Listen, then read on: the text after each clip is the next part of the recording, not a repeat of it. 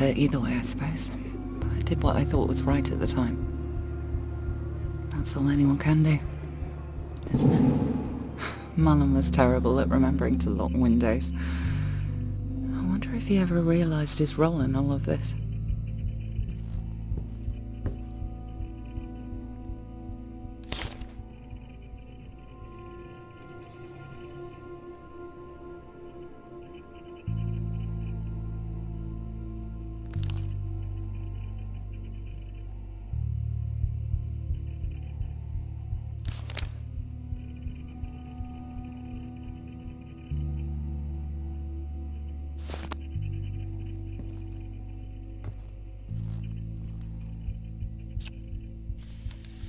No floppy disks detected. Keycards were beginning to restrict everyone's access.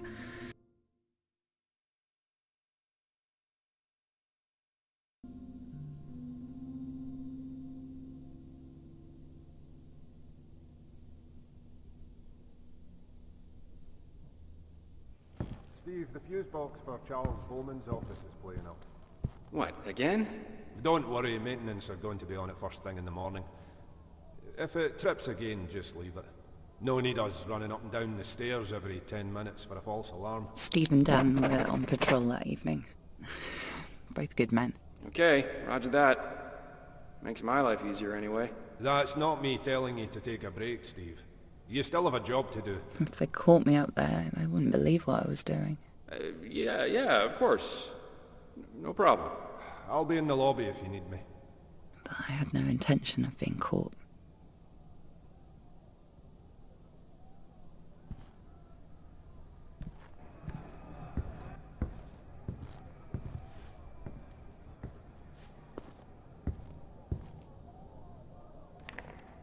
People were still researching union law. Too little, too late.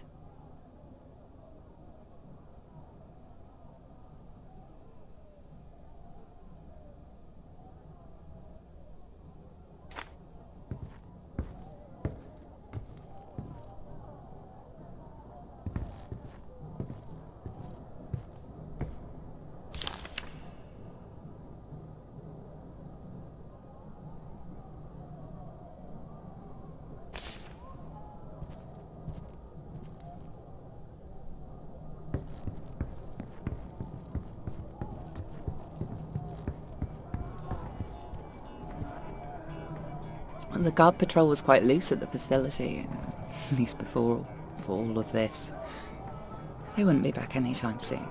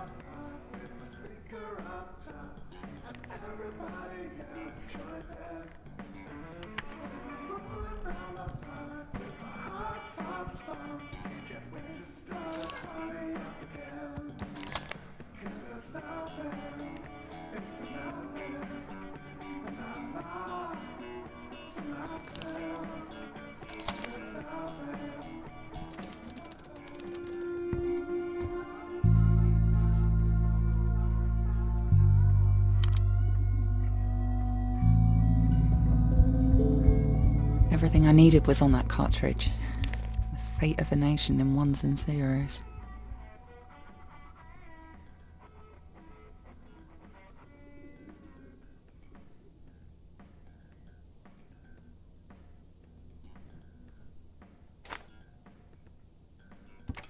I tried his desk drawer, but of course it was locked. Bowman preferred physical keys to their digital counterparts. You have 2 new messages. Message 1. Charles, I had a look into the security concern that you were asking me about, and it turns out you might be onto something. So, don't do anything rash. You know, give me a call. Let's talk about this and, yeah. Okay. Yeah, okay. Bye. Bye for now. Message 2. Charles, it's Michael. My guys down here are getting pretty agitated about this whole Alex thing. Last time we spoke, you said you had it all sorted, and I'm not pointing fingers or anything, but maybe we should have a meeting tomorrow morning, just discuss this, or, yeah, I don't know. Just call me first thing. End of messages.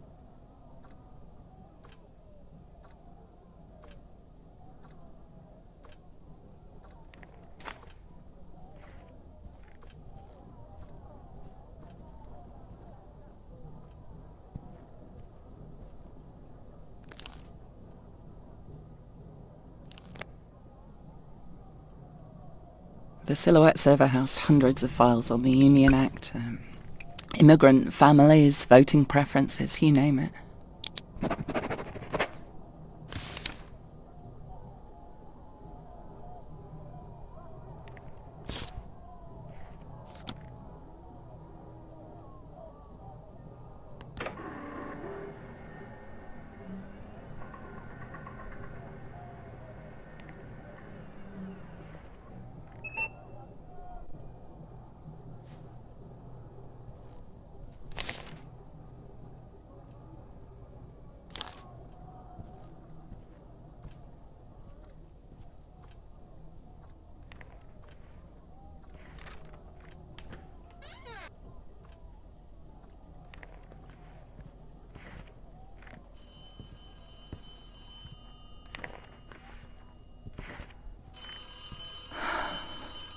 I missed a phone call from Michael that night. We must have just missed each other's calls. Not to worry. Look, I'm heading across to the Metacentre. Apparently there's something to do with one of the servers malfunctioning. I'm sure it's nothing too serious. Anyway, I'll try and call again soon. Love you. Bye. Should have... I wish...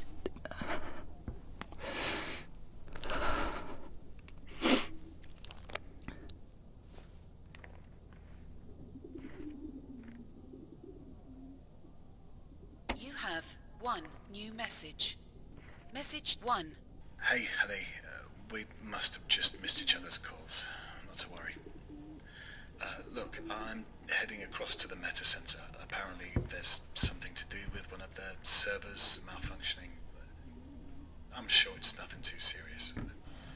Anyway, I'll try and call again soon. Okay. Love you. Bye. End of messages.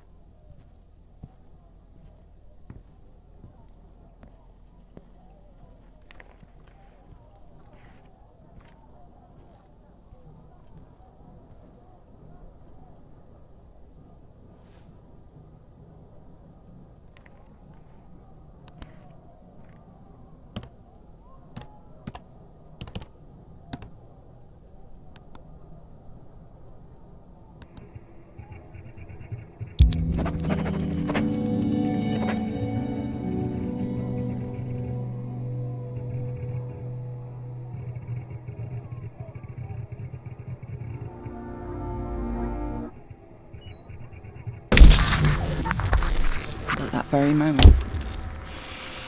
Our lives changed forever. Steve, I've had a security alert. I didn't want security to see me up there. They were already on edge from the server blowing.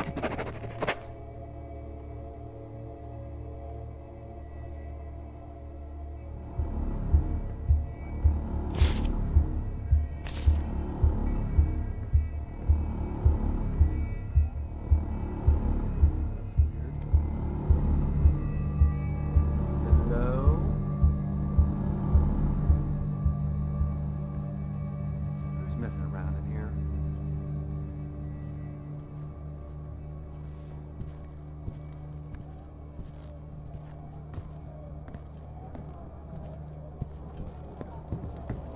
I made my way downstairs.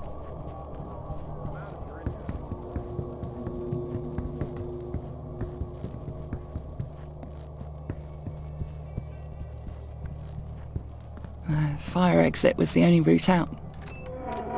Once I was out, there was no way back in. The events that transpired next were out of my control. That green glow was my only focus now. Oh, Mrs. Carson, it's you. I didn't expect you to still be here. I'm going to have to report you in the system. I'm sure you understand. Shouldn't you be leaving, Mrs. Carson?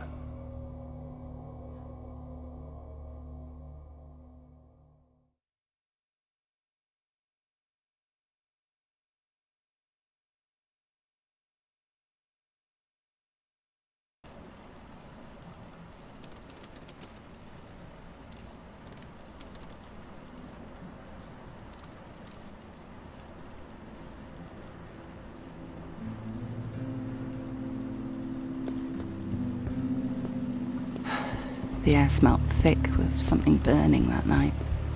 Protesters were getting worse, even before what happened. As I walked further from the facility, I almost forgot how bad things were.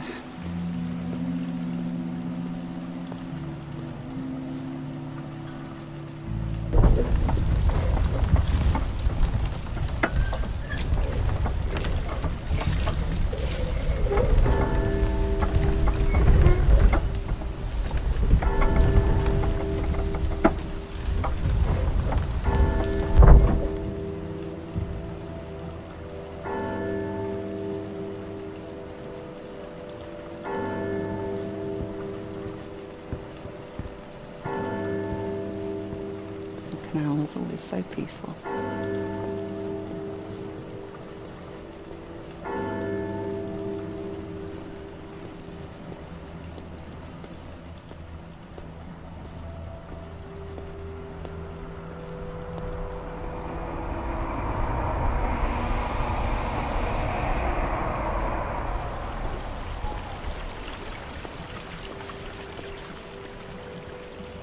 I remember someone listening to music on a canal boat. Funny. It wouldn't be safe to be out there now.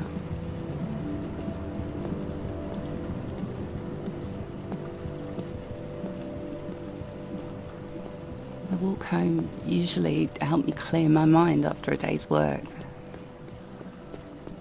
That night was different. I was thinking about Michael. That he'd be sat at home waiting for me. That had so much to talk about. The pre-Union Act was tearing the city apart. It wouldn't be long before the whole country was rioting.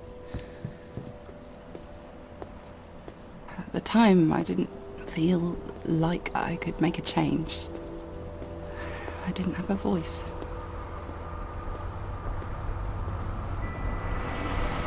Hey, alright, how you doing? I best get it. Speak to you later.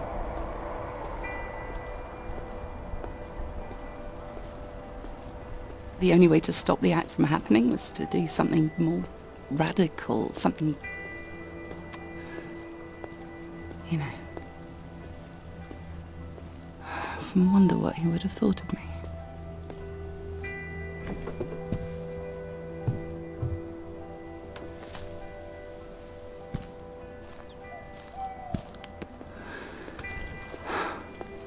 I miss him more than you can ever know.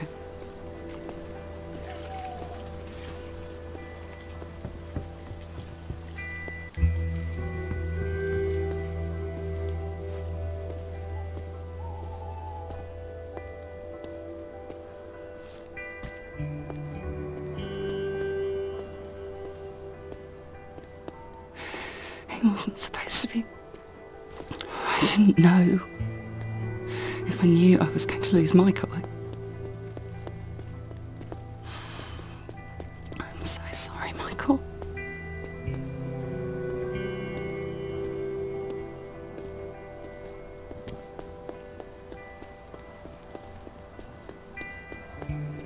I just didn't know.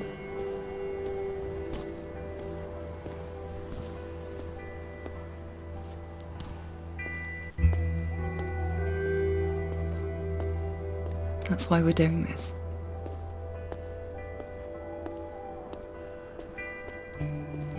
Not a great deal can be That's why said you're in all favour doing of the this. past two governments' policies when referring to the UK's outlook on foreign relations.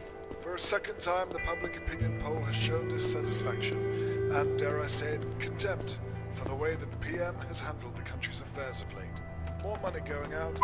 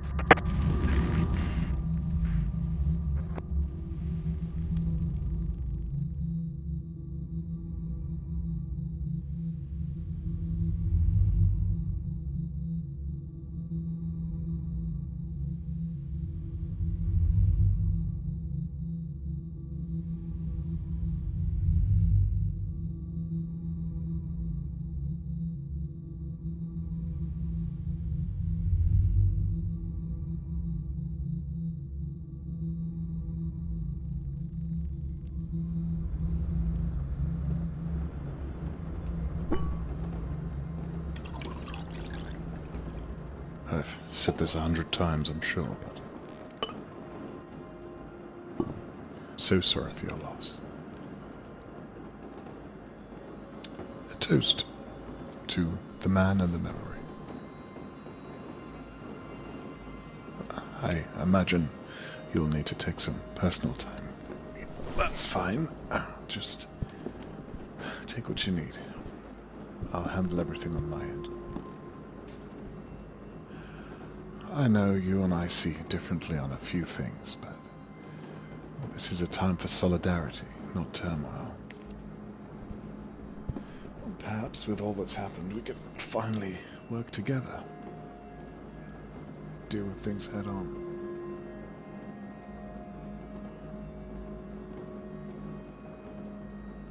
Nobody could have seen this coming, Scarlett.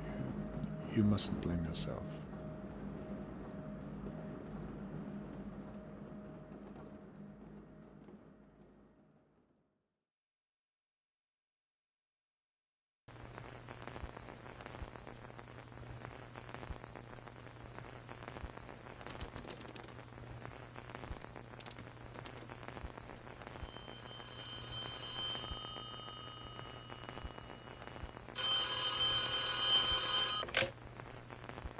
Harvey Miller, do you ever answer your phone? I've finished editing the introduction to the Bowman Carson piece you sent me. It's good, but I think we can do better. Alex Dubois has claimed that he wasn't at the facility the time that they say he set off the explosion. He also says the phone records from the night prove it. Apparently, Detective Holden has them. Anyway, your first meeting is tomorrow. Find out everything you can. The phone records are a good start, but I have a feeling there's a bigger story here. Anyway, get some sleep and I'll be in touch tomorrow.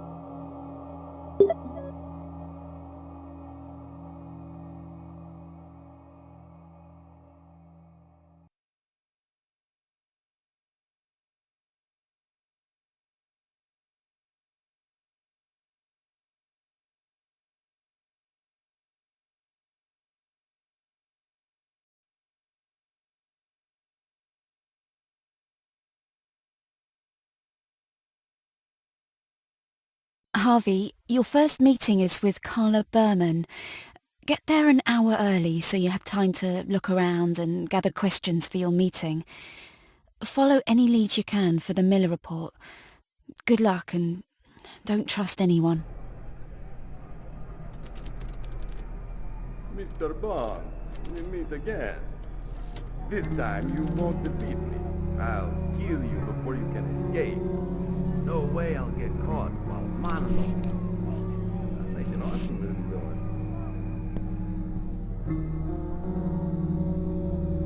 Do you have warts? Does your friend... Mr. Miller, is it? We weren't expecting you for another 20 minutes.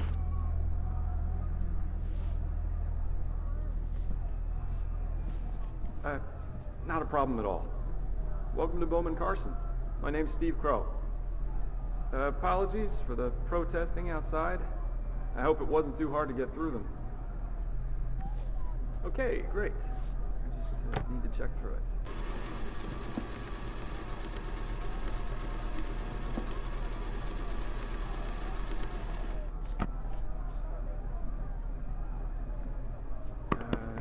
Sorry about this.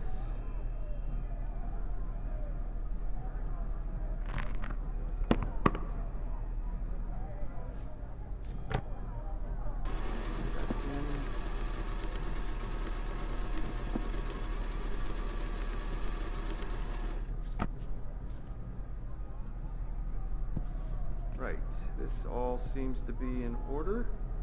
Here's your ID badge. If you could just follow me to the security desk. Great. Doesn't that painting just freak you out? Yeah, it's kind of weird. Ah, Mr. Miller. We didn't expect you so early. Let me just print your agenda.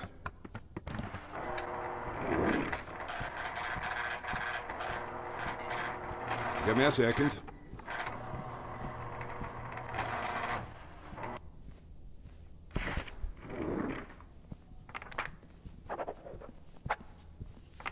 Your first is...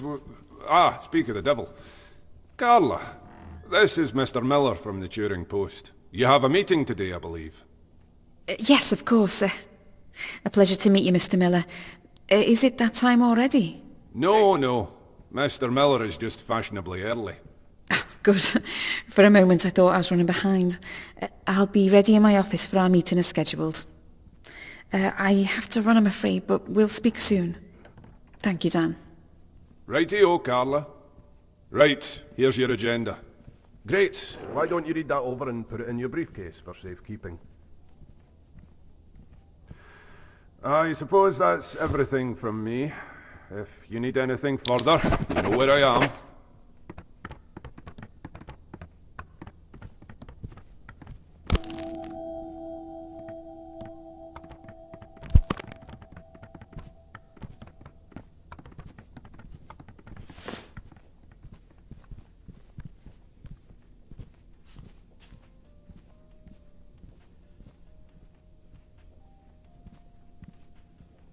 Hey, what's up? Hi, Steve. Hey, listen, about the... It's fine. What are you up to, anyway? You got a busy day? Yeah, you could say that.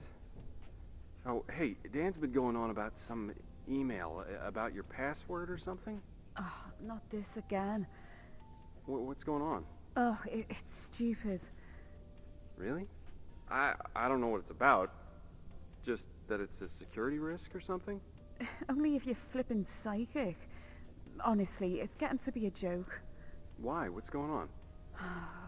Basically, my password is written on one of the items on my desk. Nobody would know that, though. Oh, I see.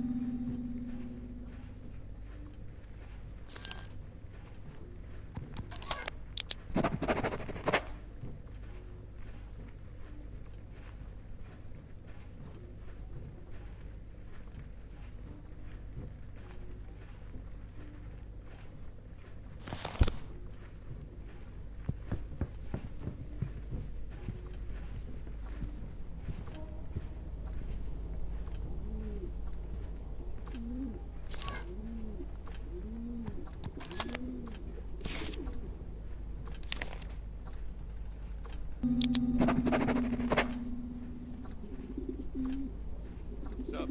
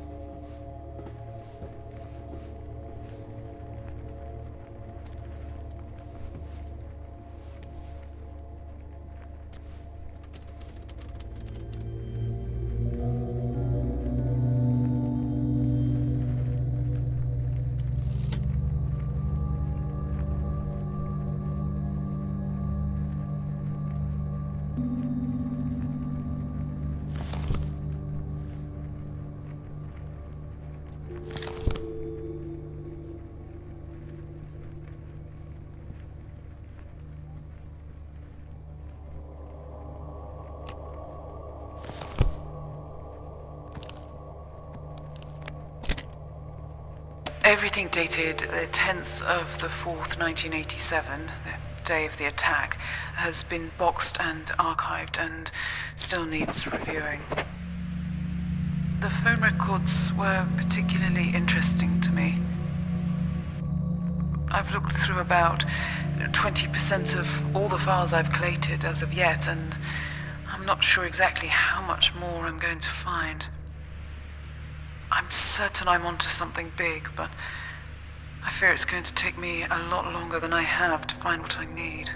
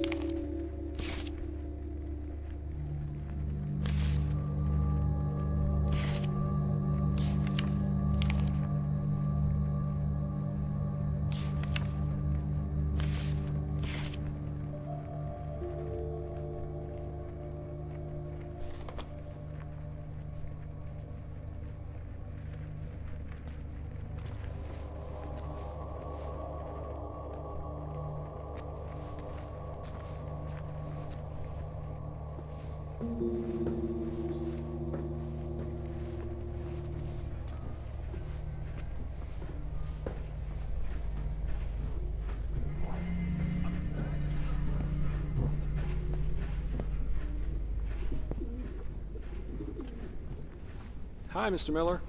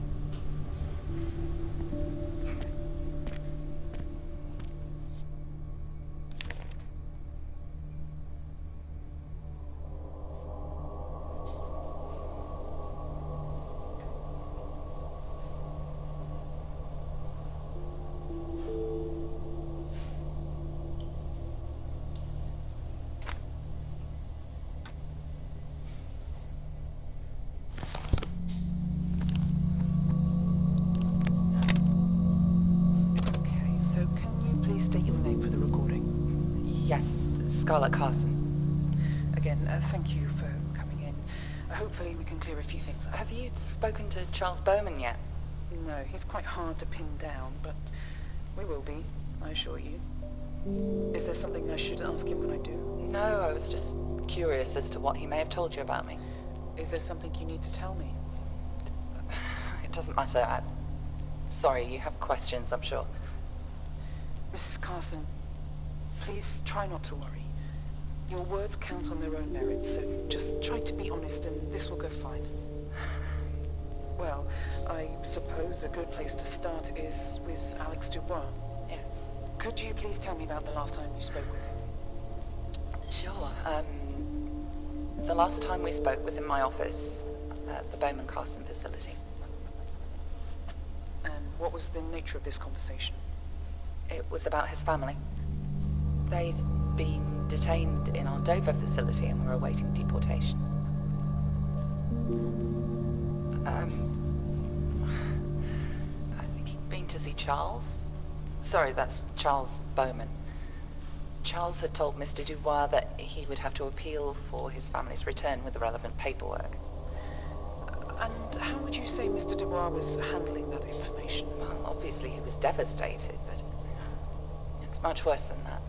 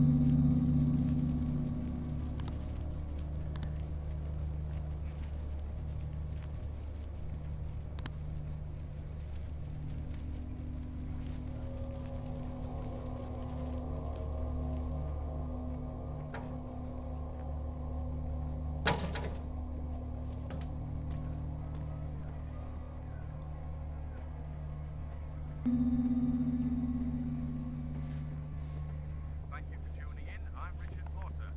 Later on today, I'll be taking to the skies to get the bigger picture of what's happening over Turing Canal and give you the latest news regarding the Bowman Group and the controversial Union Act. This is TBC News. Stay tuned for more. Now back to Summerfield Sound. Okay, for anyone who's been living in a cave for the past week, things are very tight. They're European.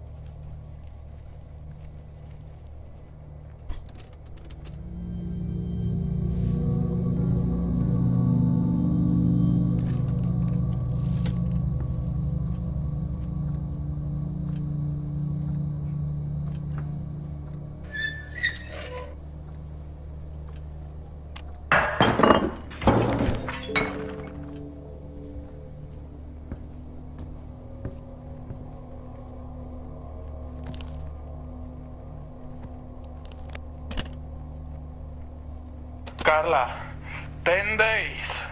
10 bloody days. How the hell could you have kept this from me? I swear to God, my family are going to be deported because of you and I could have done something about it. Why the hell didn't you tell me? Why the hell didn't you tell me? This is your fault. Everything that happens next is your fault.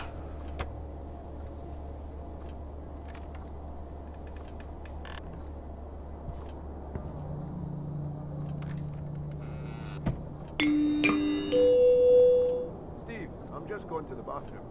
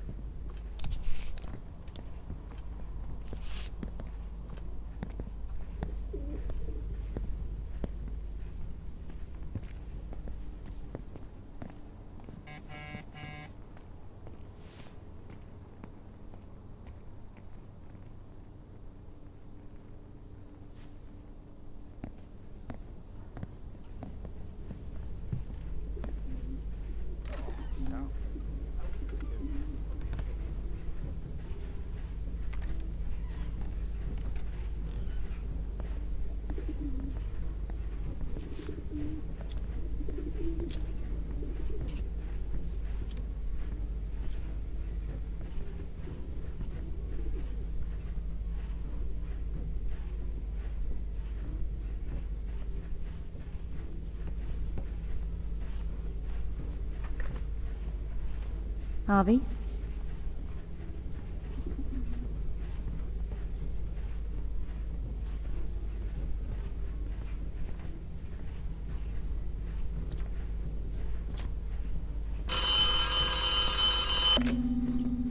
Harvey, I've been going through more of Alex's interview tapes. I found something quite alarming that seems to have been very quickly dismissed. He says his keycard was stolen earlier on the day of the explosion. He said he tried to log it with Carla Berman. I'm not sure how frequently she leaves her office, but if you can somehow gain access, you may be able to find evidence linking her to Alex's keycard.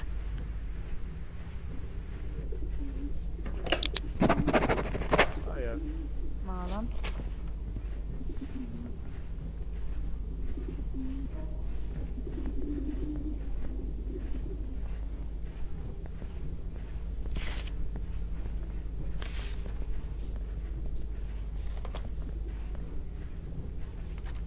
Oh, cow.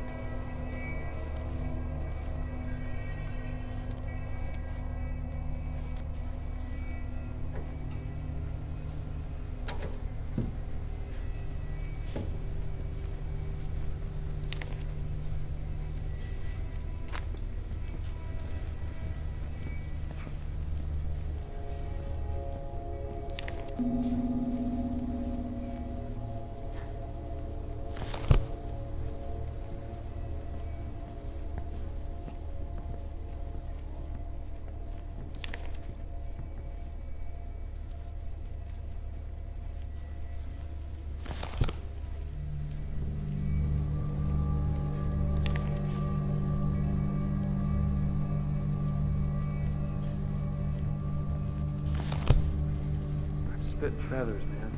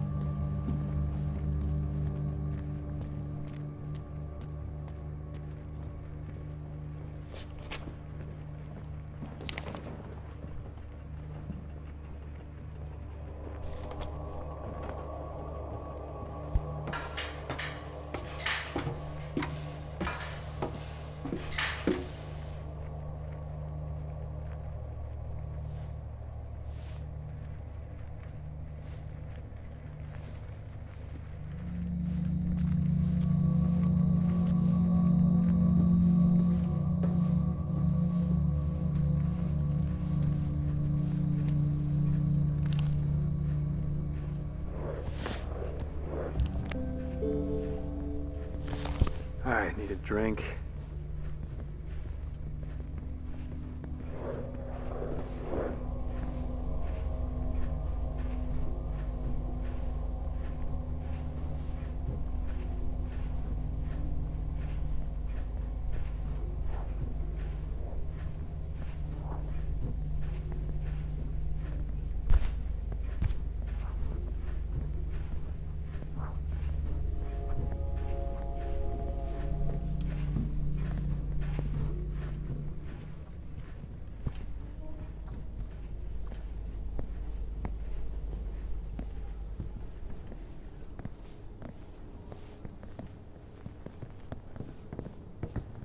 Hi.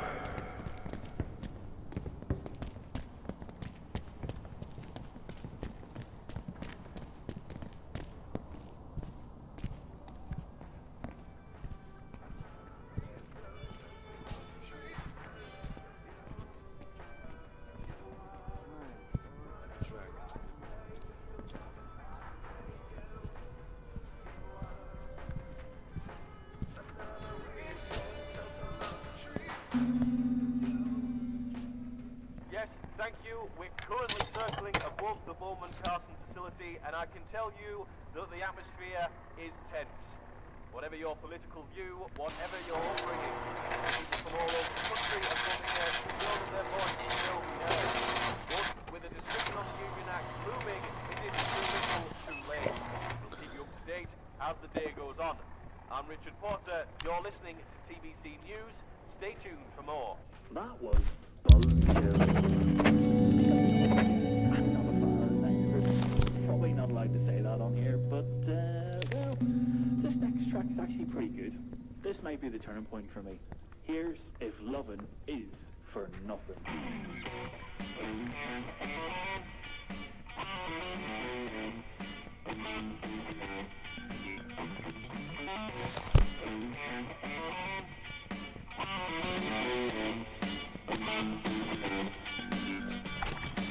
Just like a cassette, baby, you wind me up like crazy. I turn around and start again.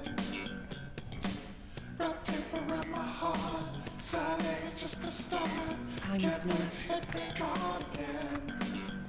When I'm rolling around my block with the sneaker on top, and everybody else joins in. Rolling around my block with my hot tops on. Can't wait to start a party up again. 'Cause it's nothing, it's nothing.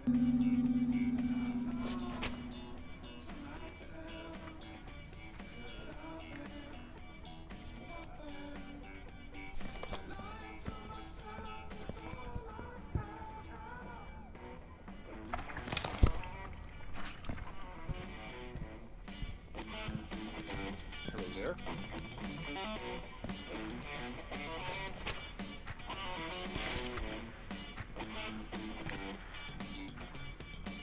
Wrap tape around my heart, side A's just gonna start. Can't wait to hit record again. Just like a cassette, baby, you know me up like crazy. Out of it. I turn around and start again. When I'm rolling around my block with the sneaker on top, and everybody else joins in.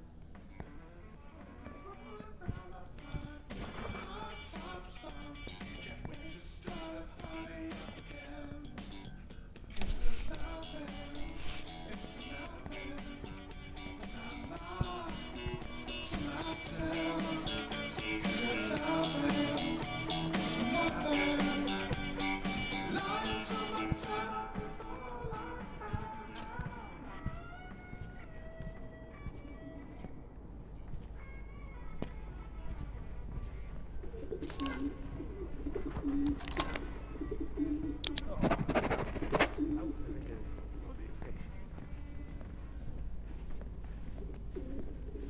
Doesn't look like anything to me.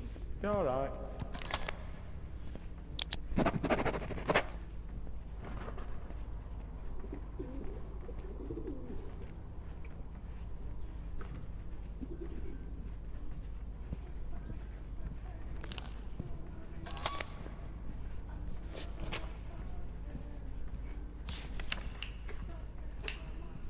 Oh, Steve, have you done your job yet?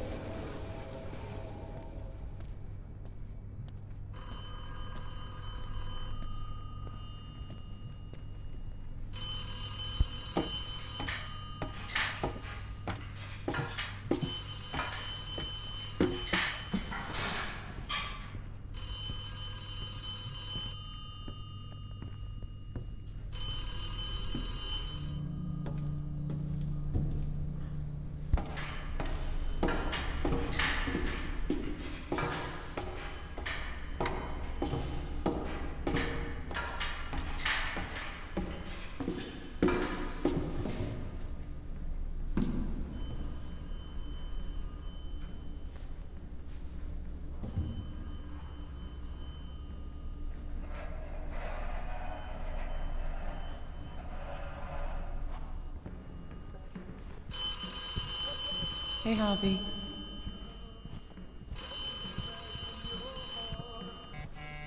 I'd rather run with the angels.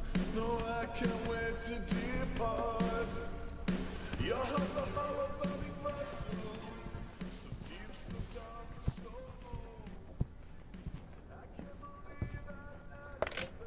low. Please insert token.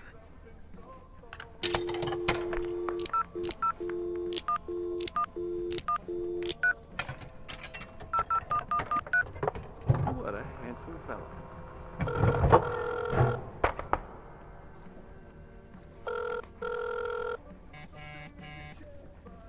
Harvey, I just received an anonymous fax. Do you know where the Turing meeting room is?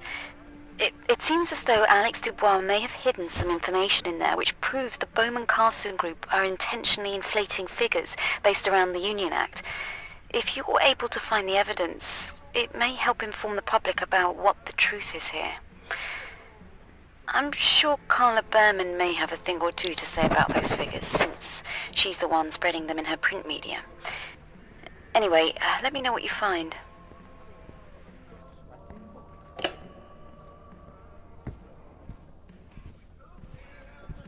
Hello again. How are you?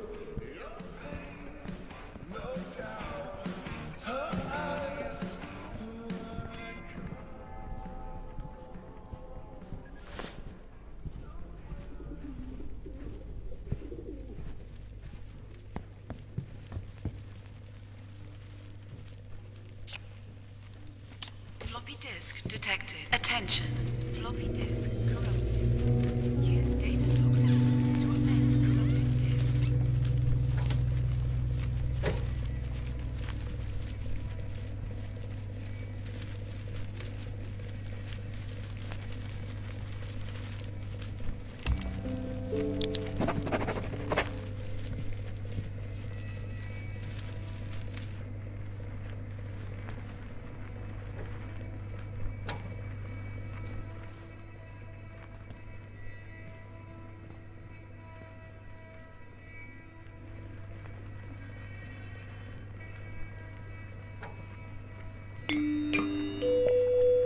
Mr. Miller, your meeting is in 10 minutes.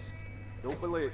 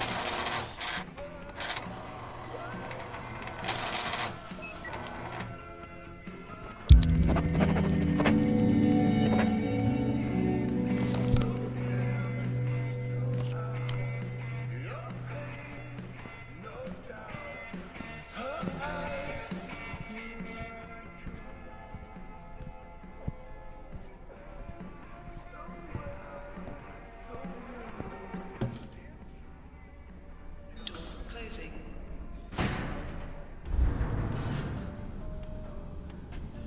Doors opening.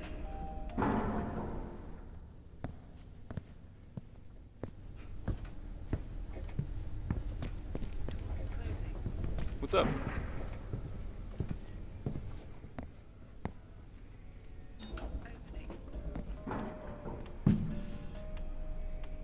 Doors closing.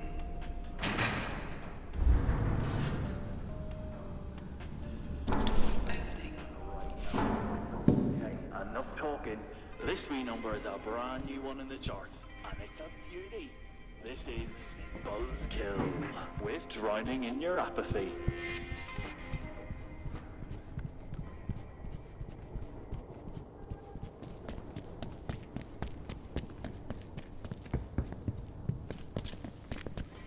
You alright, Mr. Miller?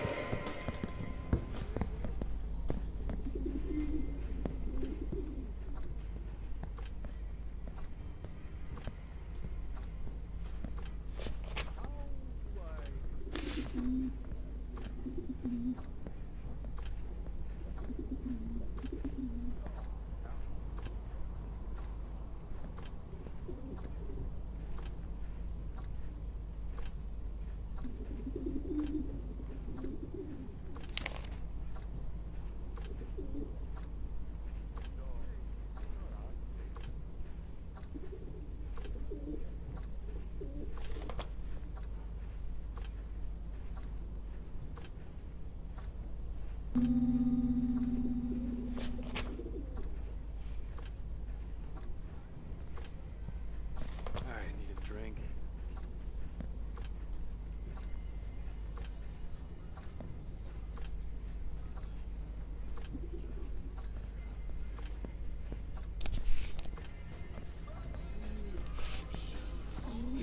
Swag in this end.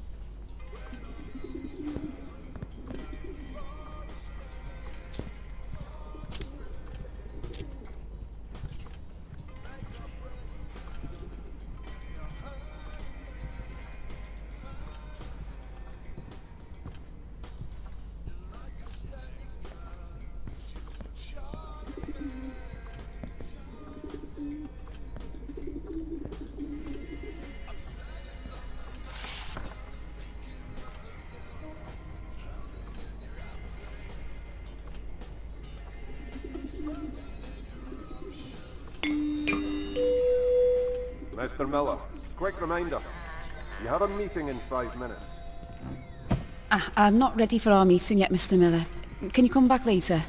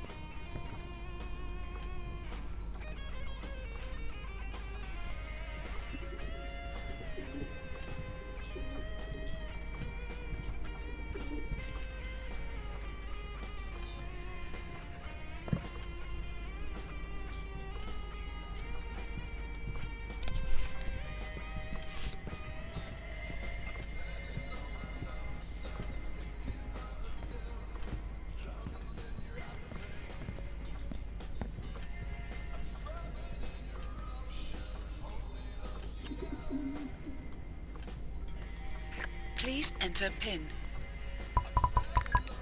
Code accepted. Access granted.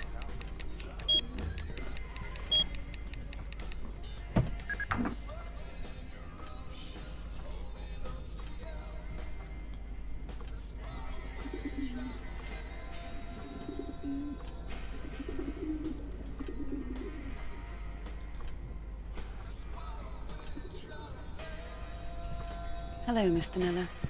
Please, come in and take a seat. So, I gather you've got some questions you'd like to ask me. I'll do my best to answer them.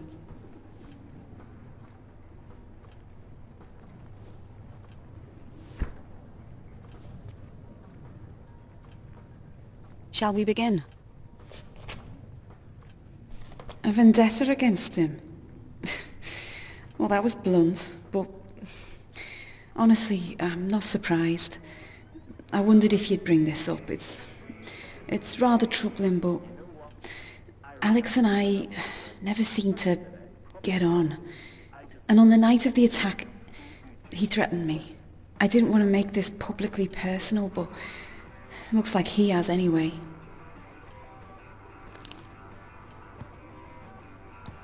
Yes, he left me a voice message. He was very angry about something, and he took it out on me that night. I have no doubts in my mind that that man is guilty of everything they say he did. And I'm frankly amazed that anyone would stand up for him. No offence.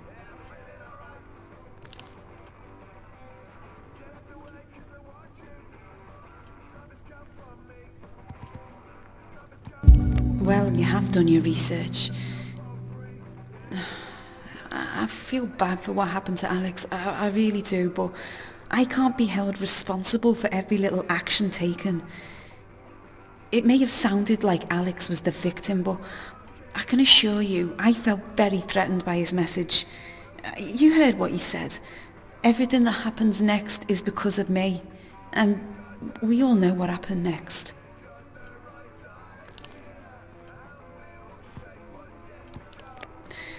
Well, you don't sugarcoat your words, Mr. Miller. But tell me, what do you think about it?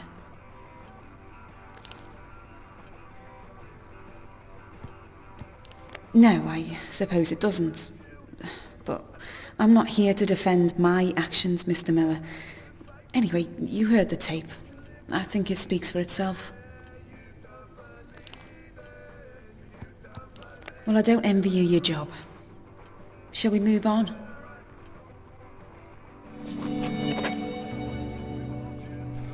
Is that what he said? That his keycard was stolen? Well, I don't think there's any way I could confirm or deny that for you, Mr. Miller. I'm not even sure what that would have to do with me. I don't believe it was stolen, so it would be futile for me to try and answer that.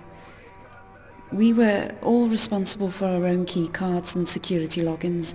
Actual keys aren't used in this part of the building. It's all very cutting edge, so anything like that would have been solely down to Alex.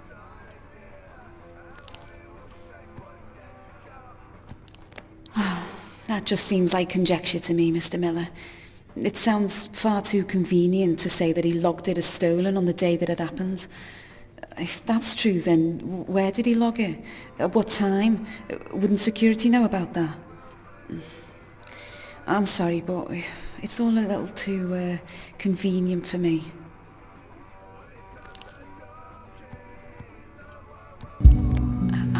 I don't remember that at all, I can assure you. That email must have gone through to my inbox just after I had the chance to see it. I believe that your research is accurate, I honestly do, but there's no way of knowing now if it was filed. Honestly, it's escaped my memory, and all of the records were destroyed in the blast, so...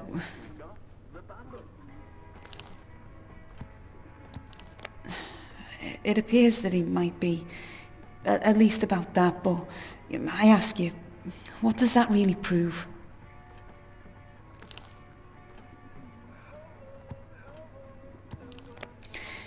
Or that he was clever enough to cover his tracks before he committed a terrible act of terrorism. You may find this a hot topic for your book, Mr. Miller, but I'm not convinced at all. I would be careful who you share this information with, Mr. Miller.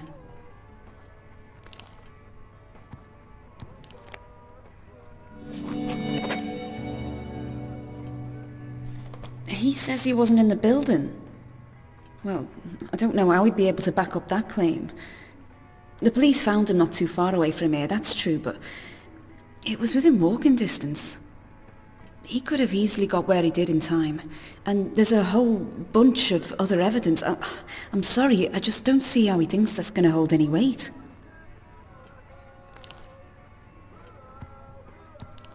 Like who? No, I don't think so. I think it's quite cut and dry. I can't imagine someone else over in the Metacentre doing it. They like to sound like they know what they're doing, but most of them are incompetent. I know for a fact that some of them use their room number for their alarm code, for God's sake. Does that sound convincing to you? Alex was the only one who really knew what he was doing, and anyway, it's like I said, there was more evidence, wasn't there? Well, for example, the argument we had the night of the attack.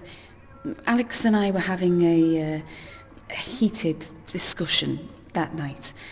I know that's somewhat anecdotal, but to me it's as good as gold in terms of evidence. Wouldn't you agree?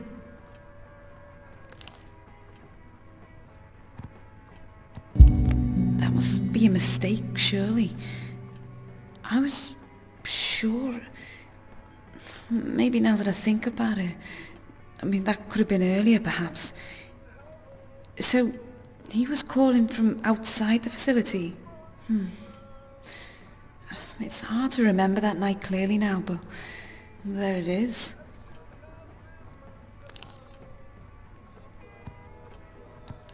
Does it really? I mean, it just shows that he could have just... I don't know. Well, I don't know where you got those phone records, Mr. Miller, but I'm not sure how they can help. I don't think I've anything else to add on that point.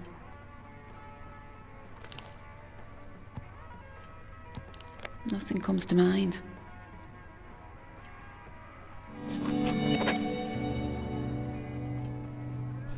He thinks I'm lying. That's not really news, Mr. Miller. I think anyone in the country could have told you what Alex thinks about what we do here. He has a twisted view of things. Out of curiosity, what is it he thinks is so bad about the act?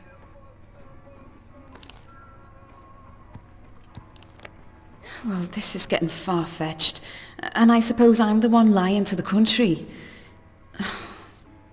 Don't answer that. I'm sorry, but I have to deal with this kind of accusation day in and day out. I guess it's an occupational necessity.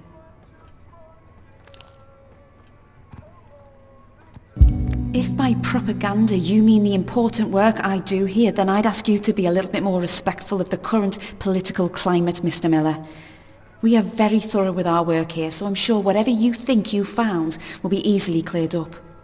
I make the posters and advertising materials, but I'm not in charge of the figures that make them up. For that, you'd have to speak to someone like Chance Crow over in the Metacentre. Let me ask you something, Mr. Miller. You've heard the protesters, you've seen our work here. Do you believe the Union Act is good?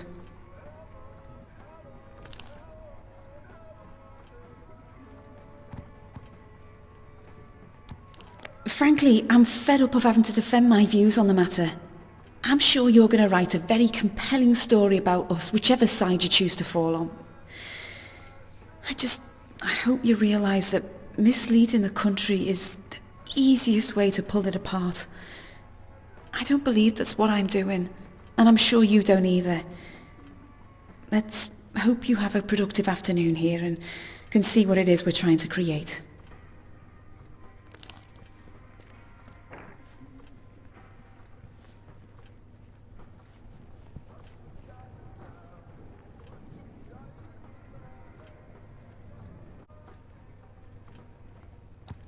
That poster is designed to inspire the people into believing.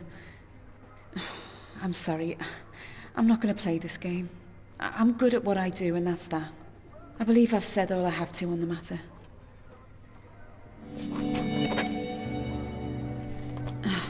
Well, you've been here about an hour. It was only a matter of time.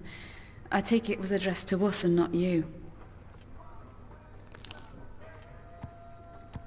More often than I'd like to admit, yes.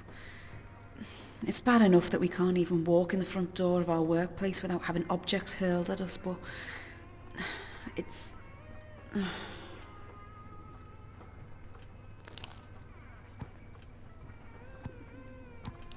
But the people protesting are completely ignorant to what we actually do here. Sometimes I just want to roll my window up and shout down to them to get a job and start contributing to the country instead of ruining it.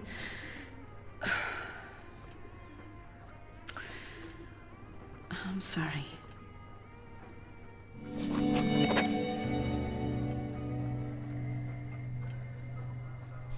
Did I?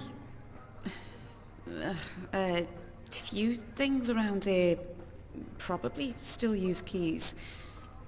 It's outdated if you ask me.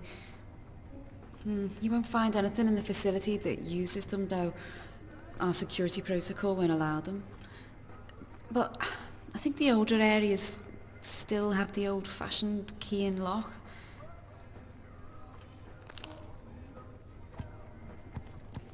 No? Marlon Thornton, the cleaner, he's the only person who uses them for stock rooms and locker rooms, you know. Oh, that reminds me. If you're over at the Metacentre later, you should take a look at the old Victorian baths. They're going to be knocked down soon, so you should take a look there before you go. No?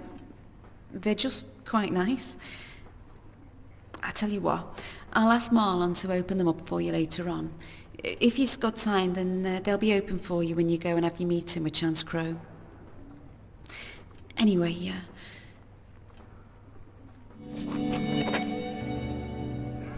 excuse me, what? I didn't say anything about an alarm code. Oh, I'm sorry, I think I must have misspoken. Everyone in the Metacentre is very careful with their security. I wouldn't... well, let's not dwell on that.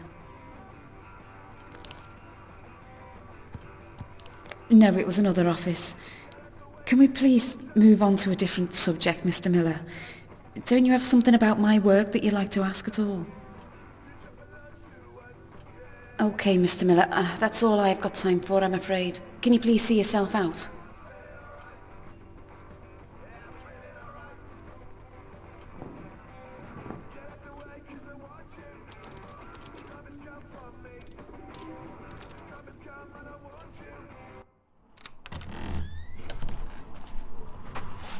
Hi, I'm home.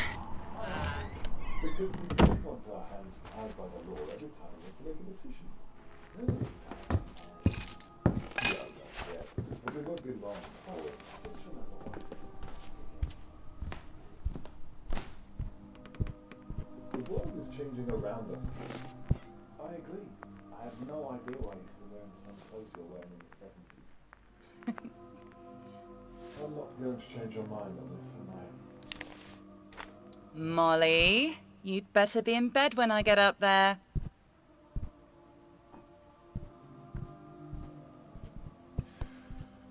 Coop, will you talk some sense into your husband, please? Well, I'm staying out of this one. Right, on that note, I'll see myself out. You and Carol still here for Sunday dinner? Don't forget to pass that folder on to Sarah in the morning, okay? Wouldn't miss it.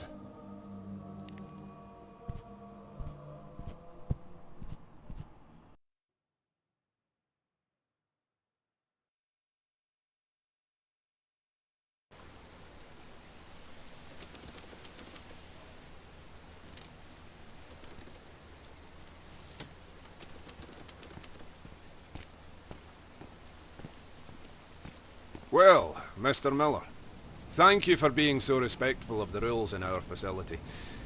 You wouldn't believe the amount of people we have to tell to leave staff-only areas. I hope your meeting with Miss Berman was productive. Your next meeting is with Chance Crow very soon. Feel free to take a wander around in our gardens. I'll be waiting for you over in the Metacentre when you're ready to begin.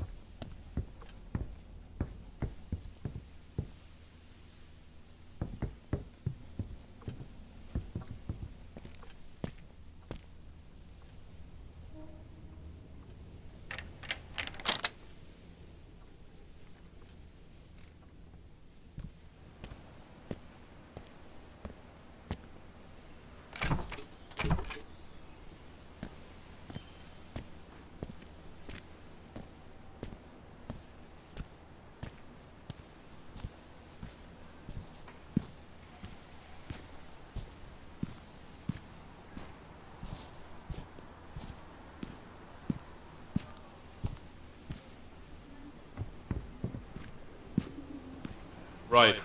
I know most people couldn't be here today as it's the weekend, but I just want to thank everybody who was able to make it in. I guess I should start by saying that we will not be intimidated, that we will not stand without a fight. The people who stand against us, they don't want change. In fact, they fear it, and they won't stop until we fear it too. I'd also have to say that... Oh, not this again. Yeah, sorry. I have a letter here from Mrs. Foster. Many of you may have known her son, who was sadly lost in the attack.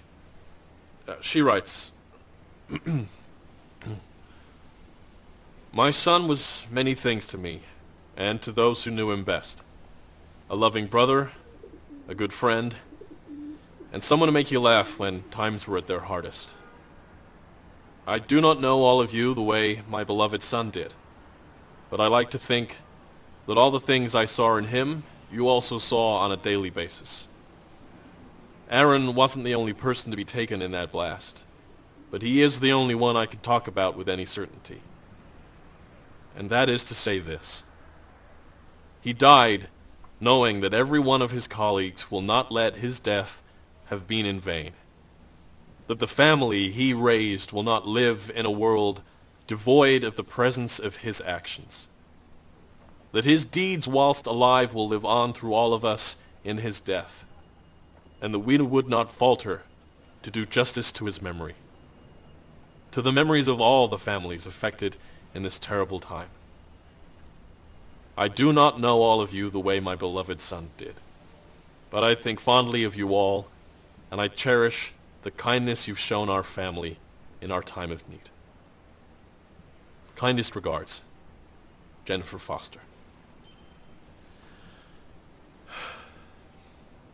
Now, if we could all bow our heads, we'll observe a moment of silence.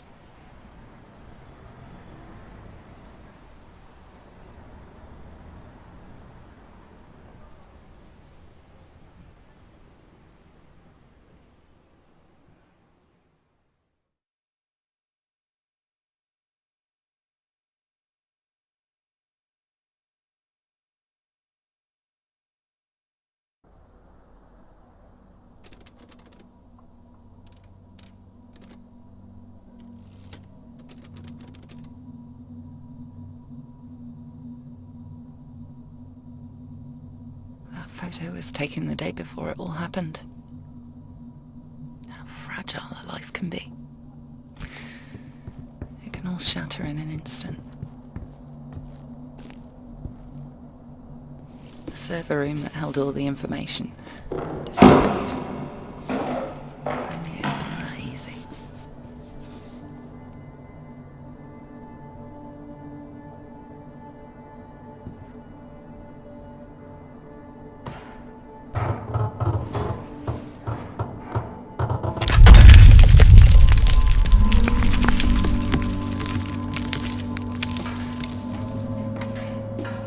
It was Michael. Michael even doing in there? He shouldn't have been... He should have come home from work, put Molly to sleep, and we should have been eating a curry on the sofa with a glass of wine, for God's sake.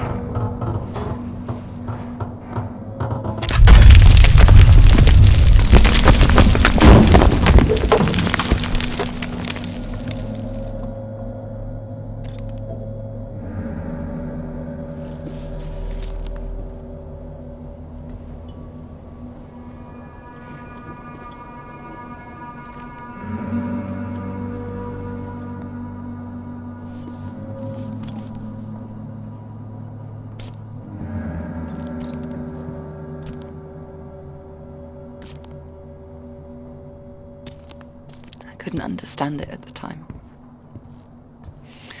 How had it come to this?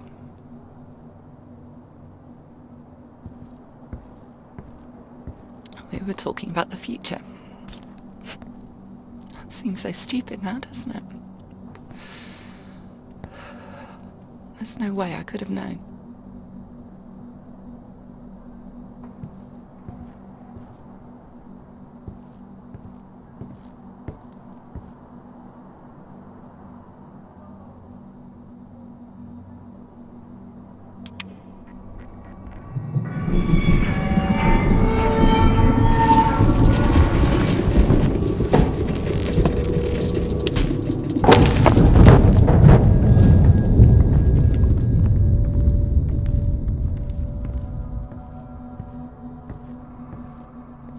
This would hopefully help me find my way a little better.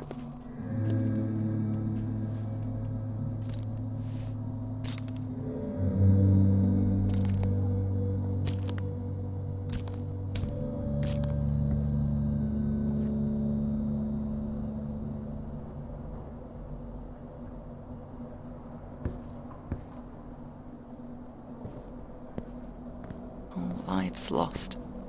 James, he was round for dinner with Amy just 2 days before all this happened. Jake and Andrew had so much fun making forts in the basement. They'd cry out for help as Michael would pretend to be a tiger stalking them in the long grass.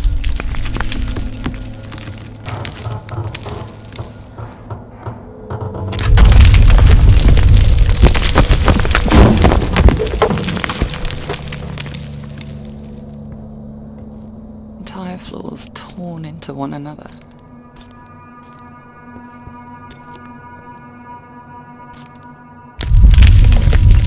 Below me. The room they said Michael was found in.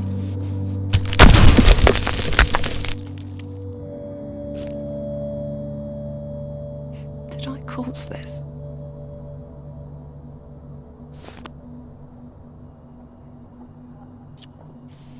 No magnetic data found.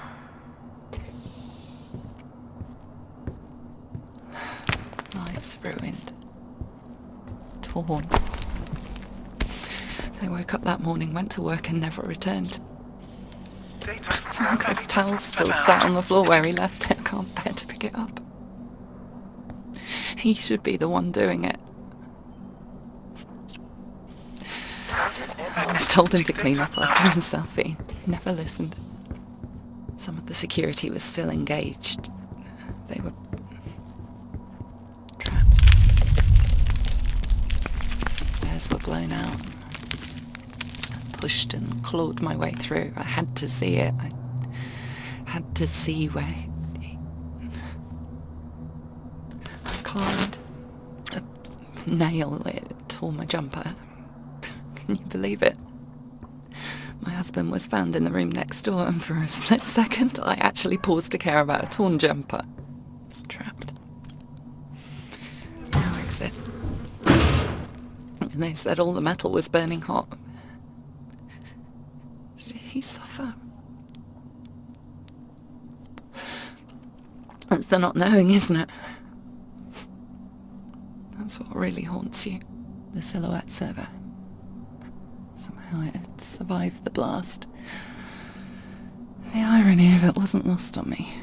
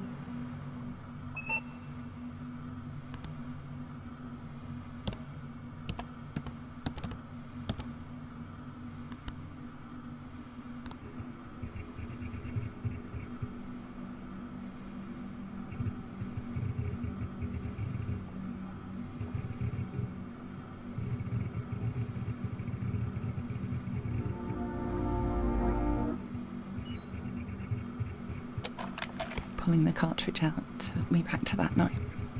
The deep thud. The loss of power. Loss of hope.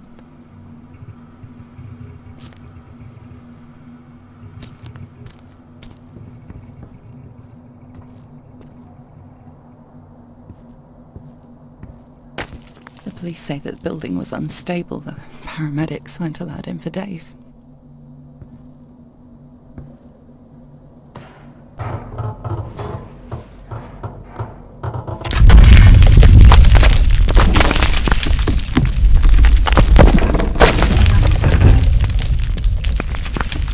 Burying Michael twice was almost too much to bear.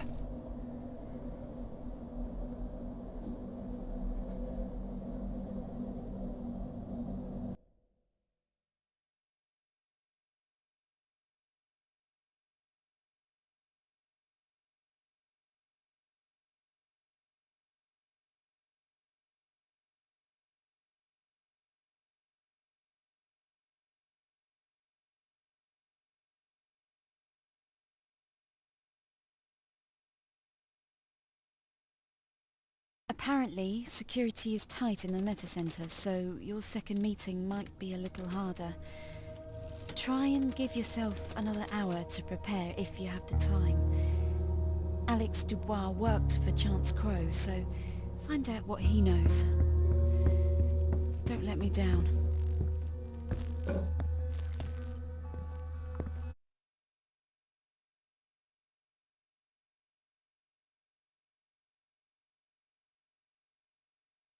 Apparently, security is tight in the Metacentre, so your second meeting might be a little harder. Try and give yourself another hour to prepare if you have the time. Alex Dubois worked for Chance Crow, so find out what he knows. Don't let me down.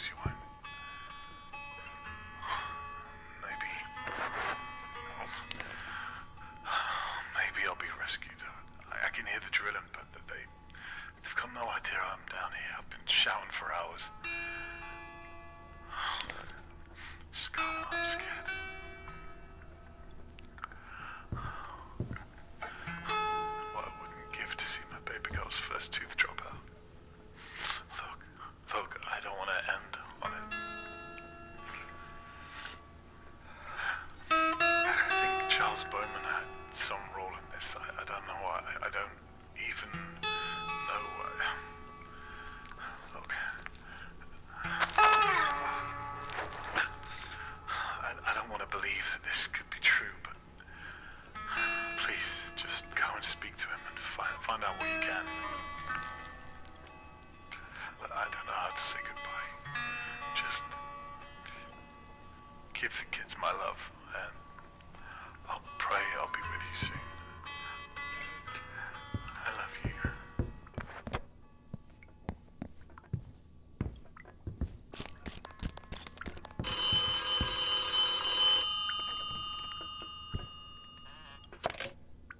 Harvey, as you know, we've had lots of people calling up Gale and claiming they have information on who caused the explosion at the Bowman Building. We had one just a few minutes ago which seems to hold some weight.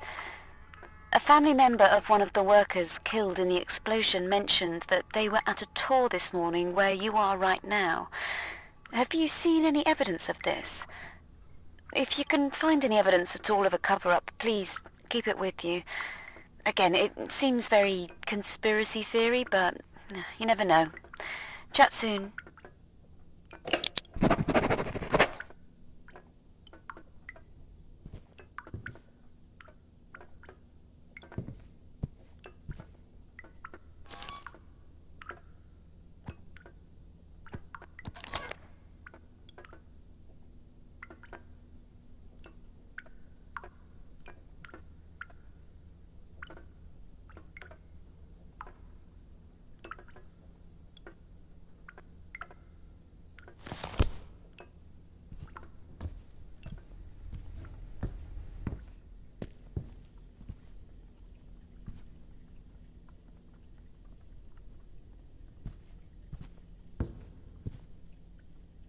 I'll tell you what really irks me. Irks? When these bloody politicians keep backing on about making England great again. Cuts left, right and centre for us workers and blaming it on foreign folk. I lived in a town where it didn't matter where you came from because you only fit in if you chipped in. There's no bloody benefits in a bloody mine. There's hard work and that's your lot. If these toffs took 10% less money than they do now, then we'd be able to sort the whole bloody place out. And you never hear about immigrant crisis they're all harping on about.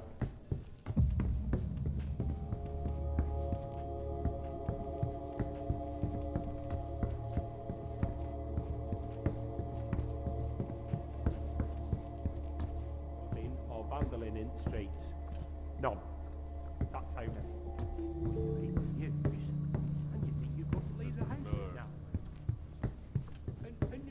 What are you doing here? If you don't want the French here, No, then put down your bloody I big don't house. want You know what I mean? Quiche. That's another one. All them nice cheese.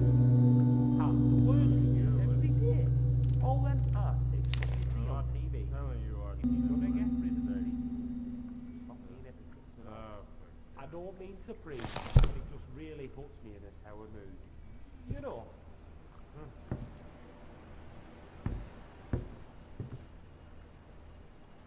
I'll catch you later.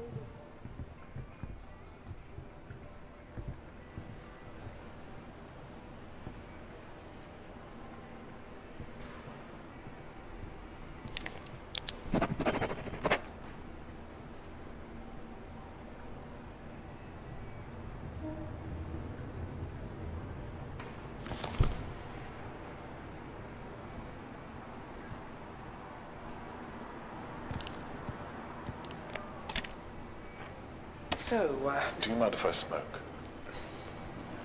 go ahead. So, let's start at the beginning, shall we? What can you tell me about Alex Dubois? What would you like to know? Well, perhaps we should start with how he was able to gain access to a restricted part of your facility and detonate a device killing several people. I know you're used to being on the other side of the table. I get it. The quicker you give me what I need, the quicker... Look, Mr. Dubois was difficult. Well, you've read the papers, you know the stories. I'm not sure you're going to get anything useful from me. But you knew him. You spoke with him beforehand. As an employee, yes.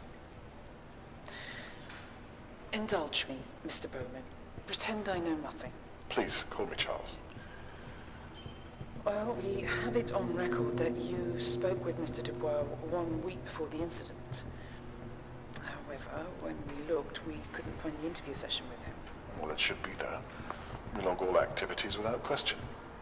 Perhaps you should speak to Sarah Smith in accounts about it. We did. She told us the same. Well, there you have it. You have no idea where it could have gone? This is as worrying to me as it is to you, I'm sure. You still haven't answered my question. How did Mr. Dubois get into a restricted area? The police report said that he probably stole another worker's keycard. Whose?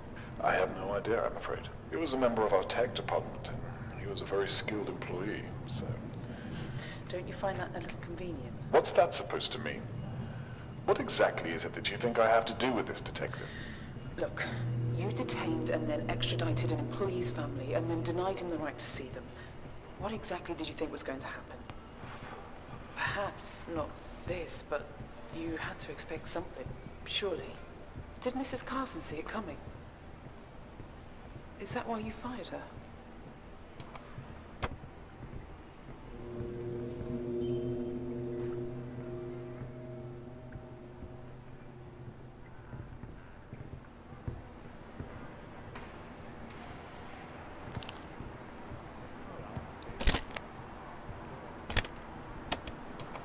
I didn't fire Scarlett. For God's sake, don't bring her into this. Well, we've already spoken to her. Are you worried about what she may have said? I have to say, detective, these are cheap tactics. Like you said, I'm used to being on that side of the table. Okay, that's fair. But you must admit it looks very suspicious from the outside. Well, that's the benefit of being on the inside, isn't it? I don't need to speculate because I know my staff. Just like you knew Mr. Dubois. Scarlett isn't involved. And yet she tells me that she knew Mr. Dubois, that she spoke to him 1 week before the attack. Well, that's nothing out of the ordinary. He worked here. But she spoke with him about you, about the last conversation you had with him. Apparently, Mr. Carson was supposed to deal with his case, wasn't he? Look, Michael and I shared workloads. That's nothing out of the ordinary. Work picks up in one department and we share the slack. I can't see why she would have felt the need to mention that. You're the godparent to her children, aren't you? Where's this going, detective?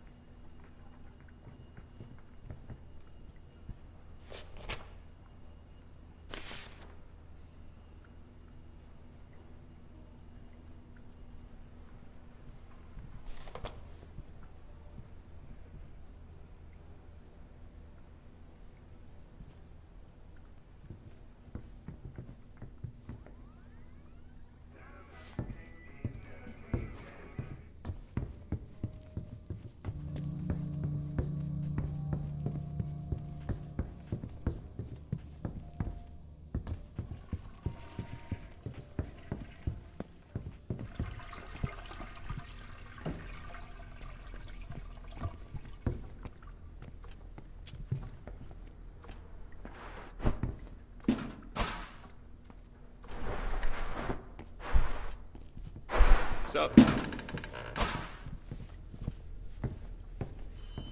Alright, Stephen, lad. Hey, JT.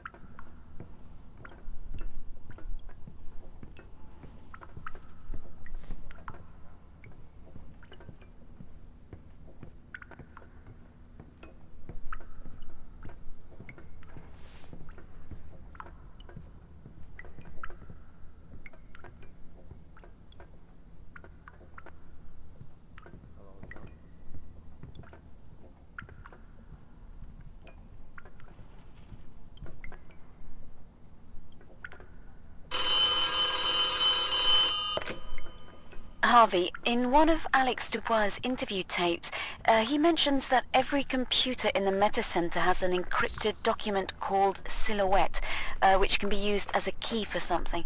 I didn't quite follow what he meant, but I believe that it will be a good starting point to open some leads. Try and get onto a computer and print a document called DSC.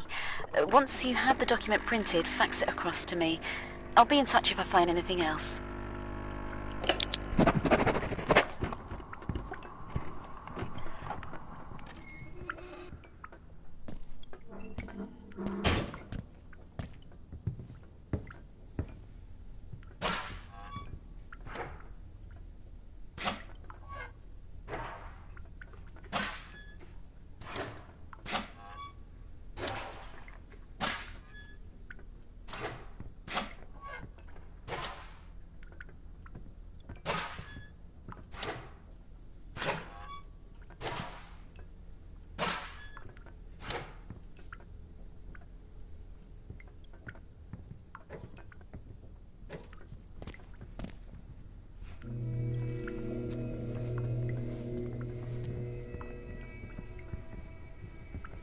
I need a drink.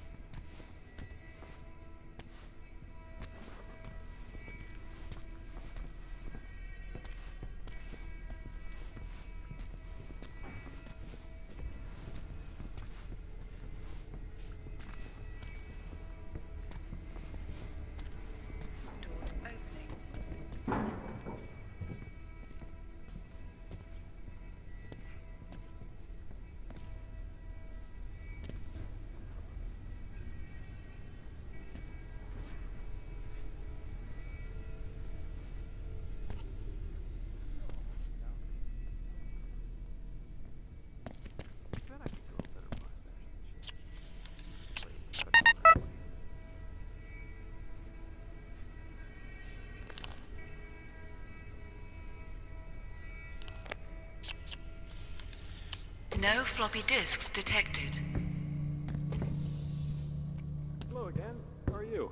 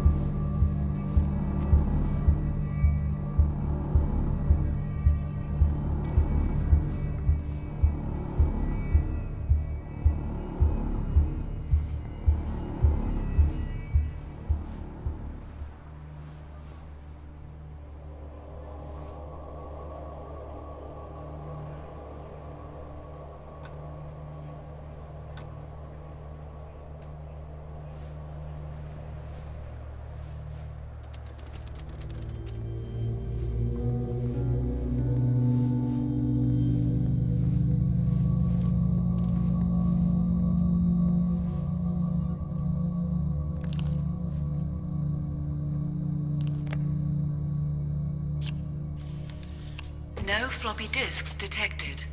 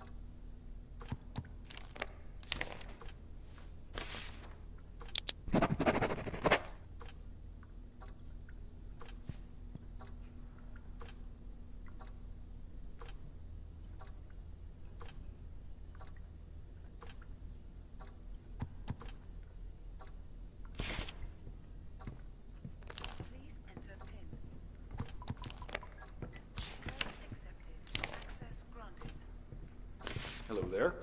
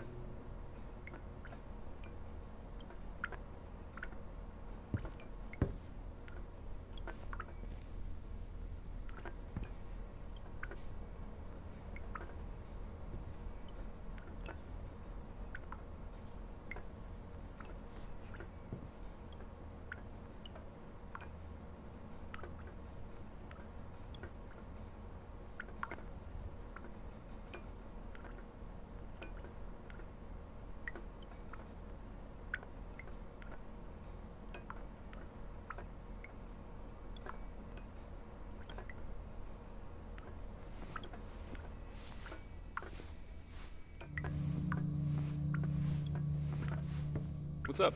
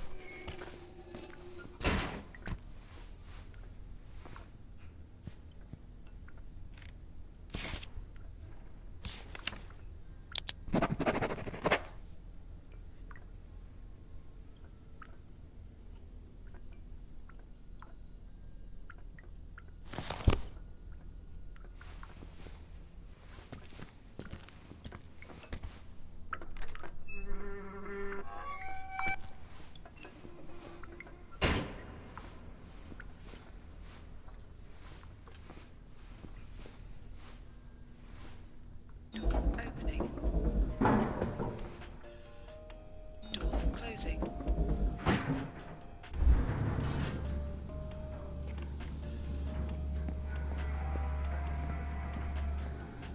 Doors opening.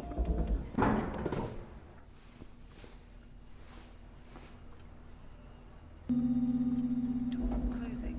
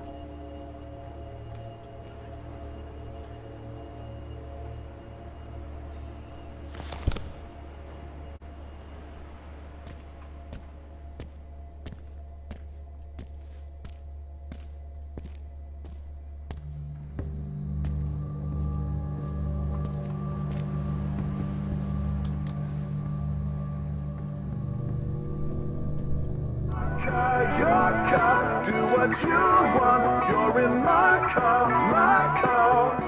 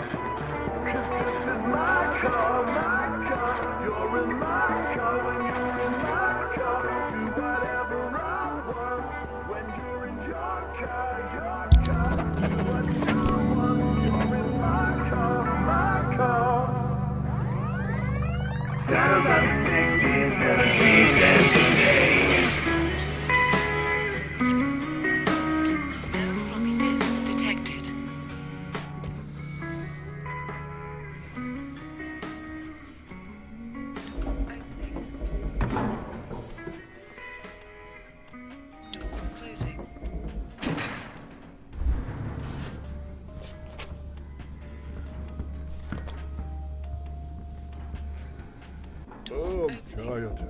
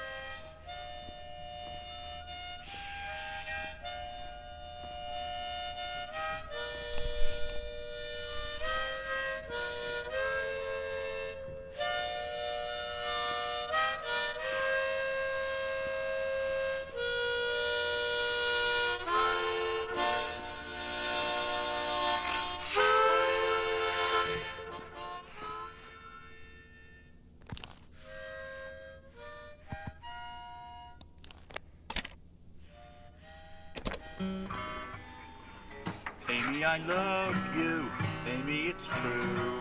And when I'm next to you, I don't feel blue. When we're together, time just stands still. And I want to ask you, so I think I will. Will you go to dinner, dinner with me?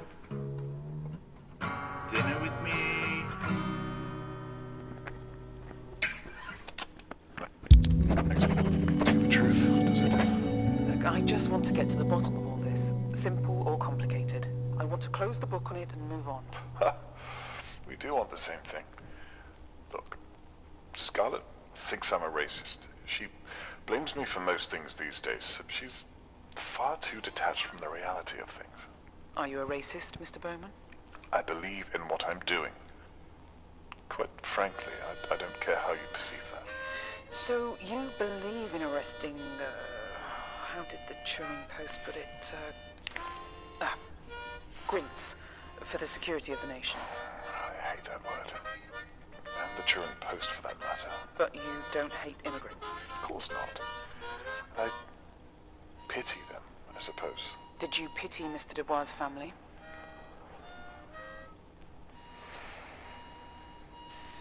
Did Mrs. Carson come to you about Alex Dubois? Did she know something was going to happen? Nobody could have known this would happen. Did she suspect something was wrong? Scarlett's a cynical person. That's a part of who she is.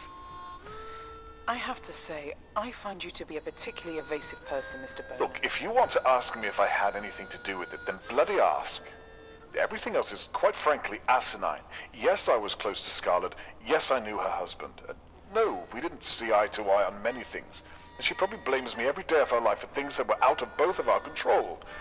So, if you're going to ask me, then just ask. Ask me if I had something to do with it.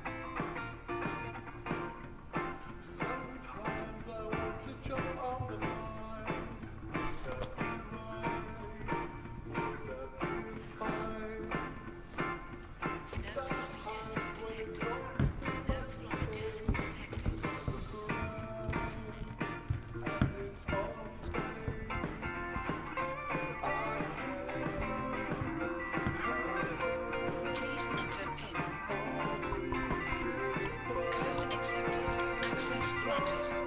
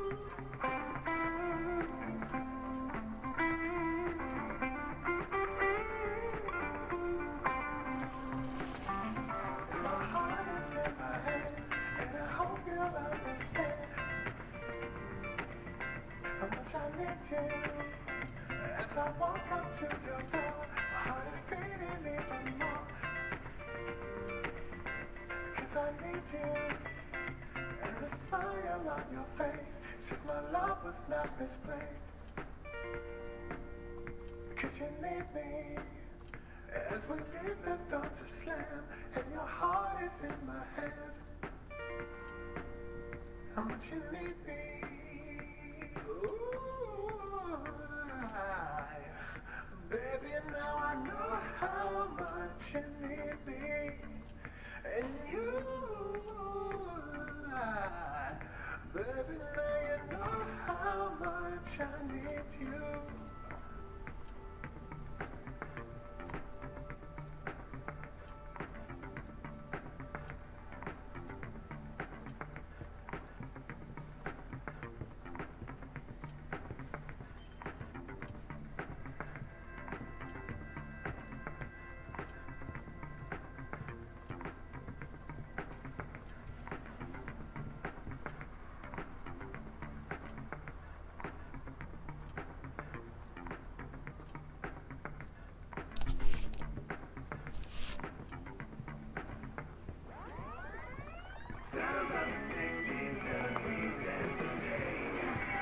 How's it going?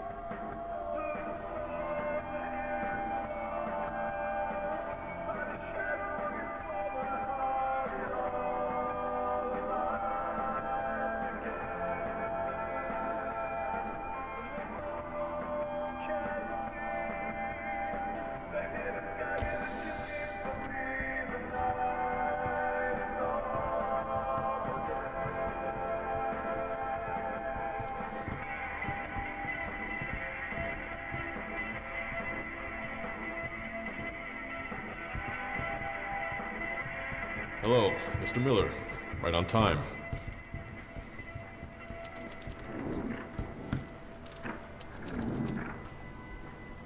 I don't know why you want to talk to me, but I've been told I have to accommodate you. I do hope you have something interesting to ask. This is Miss Allison Whitworth. I'll be translating for you if you have any questions for her. Shall we just get on with it?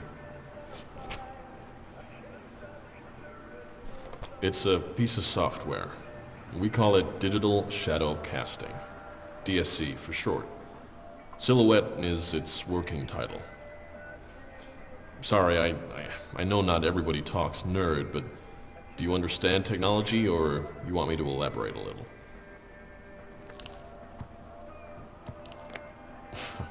Sure. It installs a background OS that copies any and all information used on a computer. After a certain amount of data is gathered, or after a certain time, the data is packaged and sent to the Silhouette server in the basement, where we collate and serialize the data however we'd like. We have an algorithm that can highlight pertinent tagged matches, commerce, economics, political values, home living, etc. We sort it all and then macroanalyze the nation's preferences. It's pretty amazing, really, and we're the first company to make use of the tech.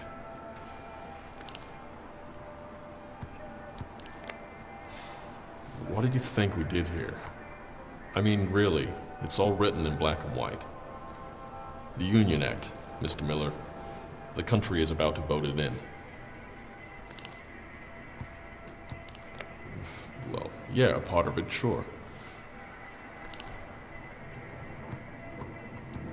You'd have to read the Union Act for yourself. I'm not a lawyer or a politician, Mr. Miller. It's not something I'm happy getting into. It's all legal. The Union Act is a contract. If people want it, they vote for it. Other than that, I just do my job and try to keep my head down.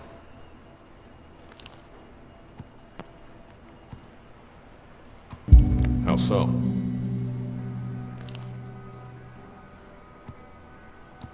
That's because they're focused on immigration. They really shouldn't be.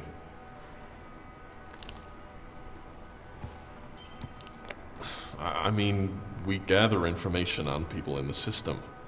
If they're not a part of the system, if they don't have a national insurance number, there's nothing to gather. It's just common sense. You can't crunch the data if you can't gather it. But the Act is so much bigger than that. You read the news and everyone thinks we're... The immigrant problem is just a small byproduct of the Act. Processing data is what it's really all about. And the silhouette is how we do that. Trust the news to completely miss the point.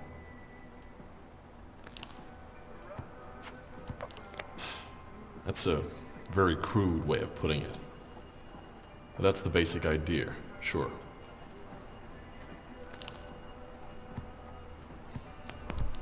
We're not getting away with anything. We're doing our jobs. Speaking for myself, I'm not here to school the mob outside on what I do for a living.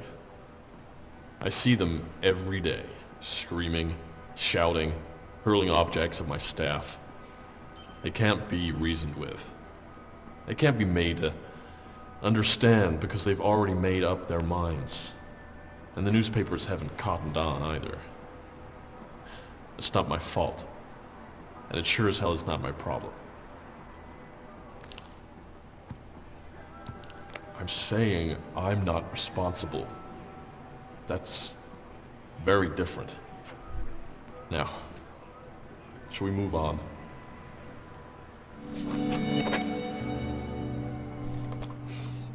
About the explosion? Well, pretty much what everyone else knows about it. I don't really know what you want me to say. You must know everything that I do.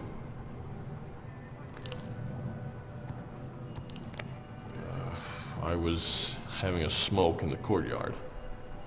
Luckily I wasn't close enough to the blast, but I saw the whole thing.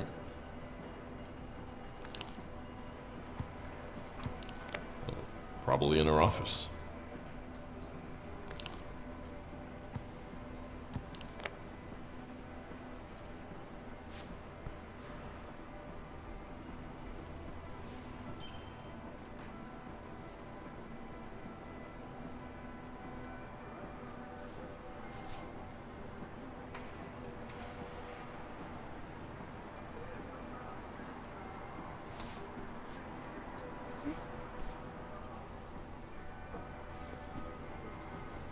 Room 105. Anything else, Mr. Miller? Well, nothing. We weren't allowed back into the premises for over a week. Even then, only a handful of us were here to make sure things carried on running. The police were still here and a detective was snooping around. I couldn't do anything without someone watching over me, or telling me to log what I was doing. Whatever they found, they didn't share it with me. I read it in the paper like everyone else. Some kind of bomb, I guess, on the gas lines. At least that's what the news said. We have a report of the official findings downstairs somewhere.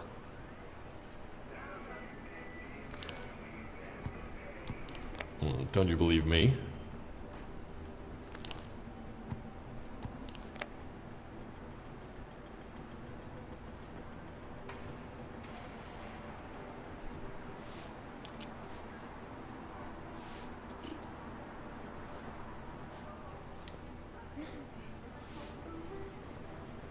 Yeah, basically the gas line.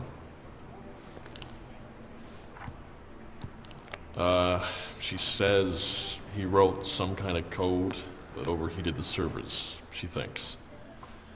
He was a talented coder, much as I hate to admit it. He found out that the servers were close to a gas line that came from an external propane store and, well, you know the rest.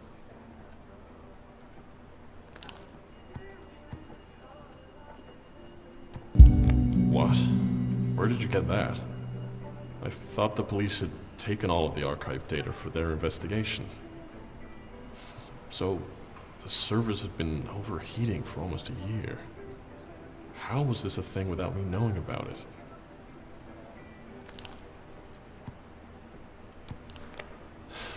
Right. So, couldn't he have been making them overheat for nearly a year?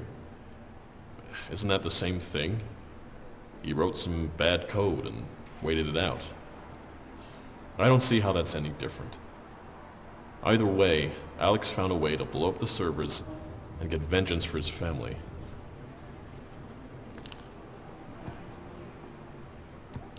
Ah. Okay. I see your point. So, then maybe he... I can't wrap my head around this. I know Alex did it, so this must be some kind of... I don't know.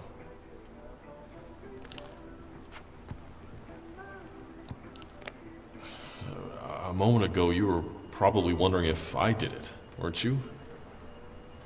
Look, I can't talk for anyone else, but I don't know what to say. This changes a few things.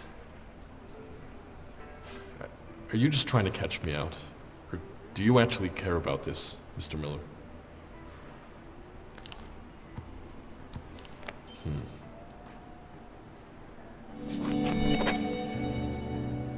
What's Bowman's role in all of this? Or what's Bowman like as a person? That's what you really want to ask, right? Well, I'm not going to get into details, but he's basically the commander-in-chief. If it wasn't for him, none of this would be happening. All of the software, all of the Union Ag promotion, it all starts here. Charles Bowman created all of it.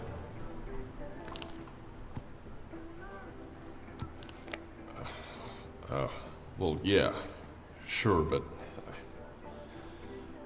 I don't want to talk about that. After. Well, he died in the explosion. I'm sure you know all of this. But Bowman was the one who really held it all together. His company's grown exponentially since he took over, and we're all grateful.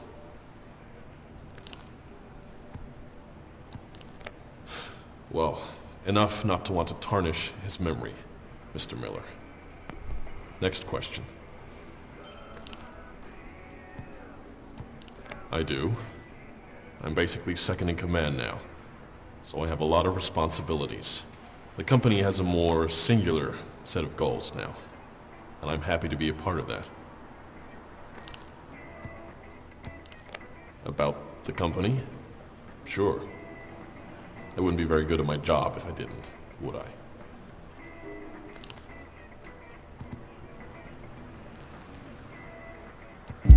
Excuse me, Mr. Miller. What the hell are you talking about? That's an extraordinarily offensive thing to ask. Not to mention out of left field. Nobody here is a racist. Where the hell did you get off asking something like that?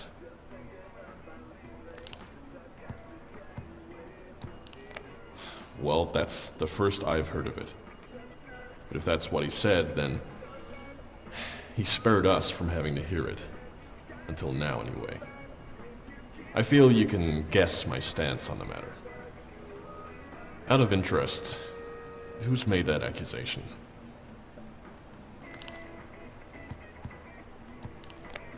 Couldn't or won't?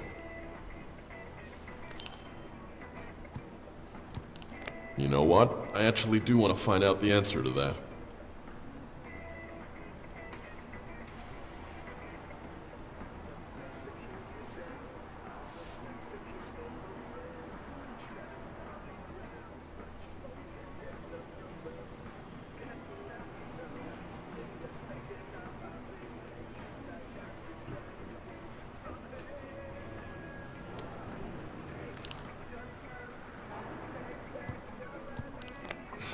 I'm not comfortable continuing this line of questioning, Mr. Miller.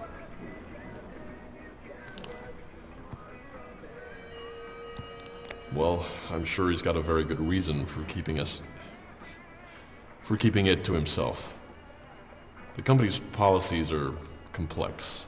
I wouldn't expect you to get it. You're writing this for your book or report or whatever, right? Well, I want this part of the meeting stricken from the record, please.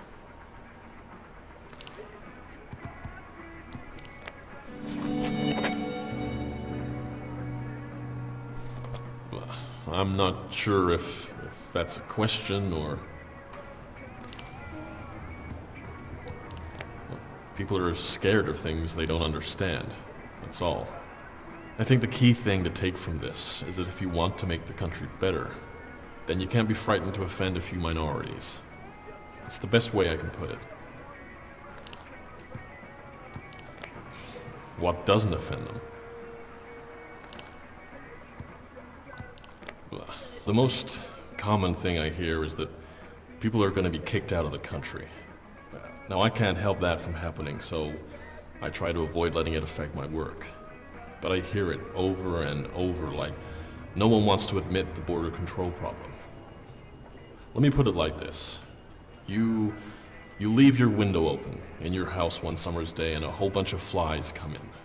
You try to remove them, but the flies are coming in faster than you can get them out. Do you want to keep trying to catch the flies, Mr. Miller? Or do you perhaps want to think about shutting the window?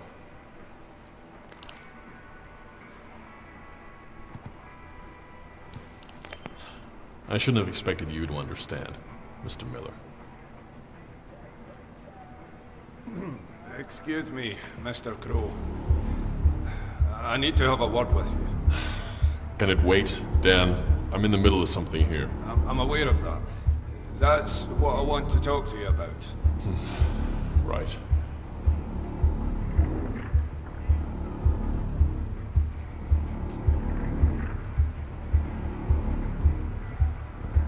Why are you here?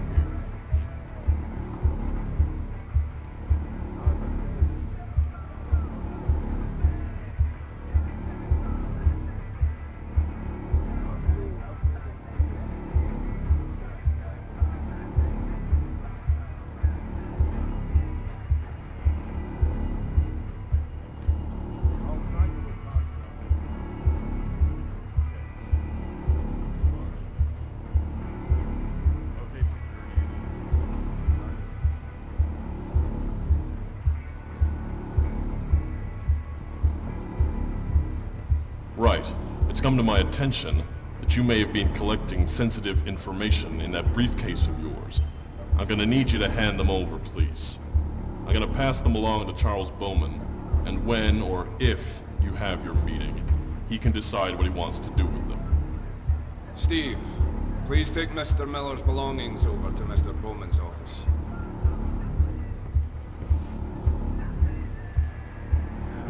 Sorry about this. Oh, and we'll also need that dossier of yours.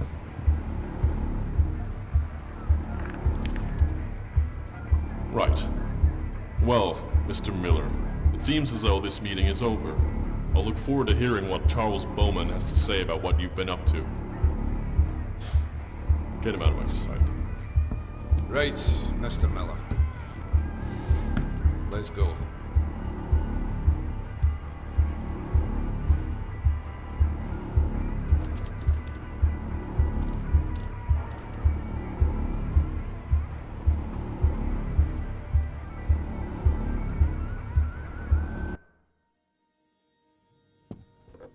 Keep it down, Charles. You wake the children. I don't see what you're going to achieve by keeping your share.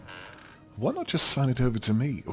We both want the same thing here. We don't want the same thing, though, do we?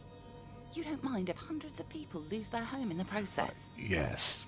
No, there's no grey here. There's a very clear answer. I don't believe that. Charles, voice. I don't believe that. What are you going to do when there are protests calling for this company's dismantling? What will you do then? Well, or maybe you always wanted this to fail. You're risking jeopardizing all of Michael's work. You always resented him for working such long hours. If he wasn't trying to get the changes you wanted in, then he'd probably still be here. Look. Get out.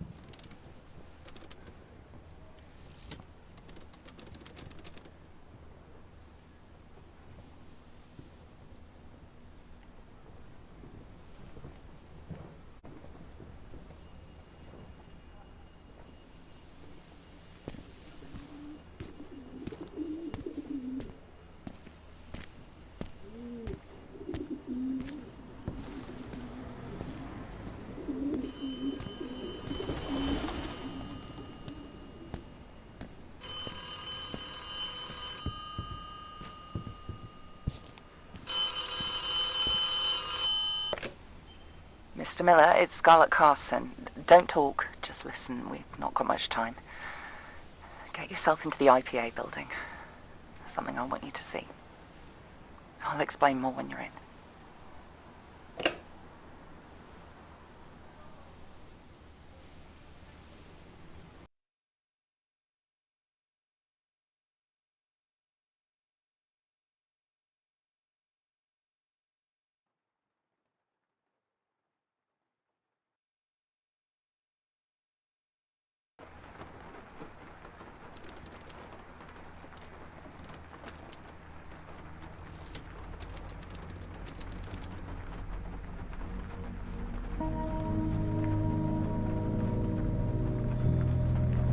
Hello, Mr. Miller. You may have guessed already, but I've been following your investigation throughout the day. I wanted to get in touch sooner, but I could never find the right moment.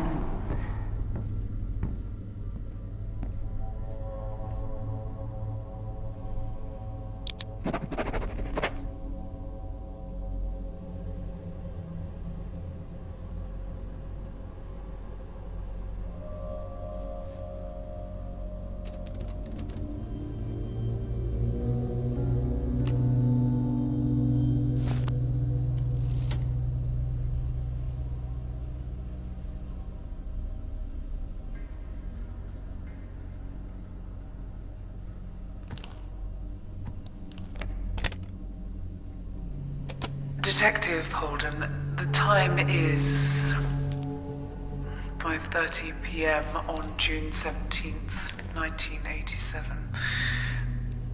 They say Alex Dubois entered through here on the night of the 10th of April. Daniel Hilburn informed me that security was busy locking up in the Bowman Building for the night, so he had the building to himself. Alex's claim is that he can prove he wasn't using his keycard in the building that night, and that he was there for a meeting with Sarah Smith, the head of the I.P.A. If I can locate the record, that at least gives me a bit of evidence to work with. Alex claims that Dan always keeps a copy of the safe code written on the back of a coupon for gardening equipment close by to his desk, so let's see, shall we?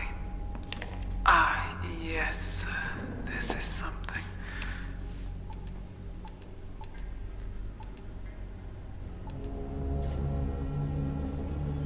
Okay, I've located the document and will fax it. Now, I should probably place this back where I found it.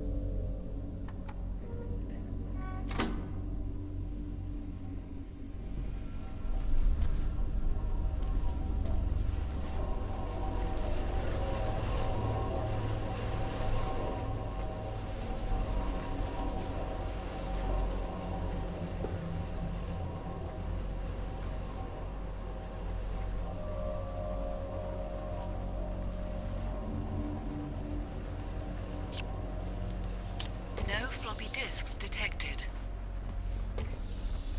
I'm sure you've heard enough about Alex Dubois by now. I saw him earlier that evening. He was acting very erratic. He wasn't doing himself any favors. It was far too believable that he could have done it. I hate to admit it, but even I wondered whether Alex was capable of doing something like that.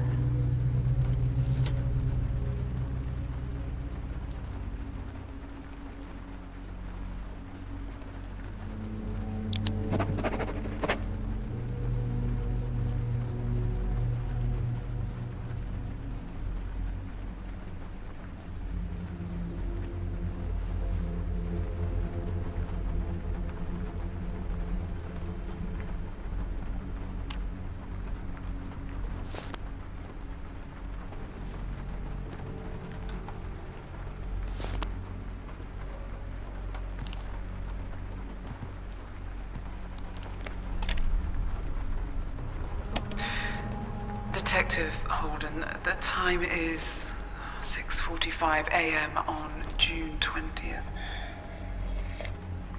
Something was troubling me last night, so I wanted to get an early start.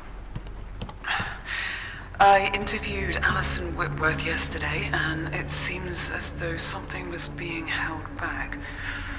We were communicating through Chance Crow, the department head of the Metacentre, who I have yet to interview. However, from her posture and hesitant responses, it seems as though the full story wasn't quite being told.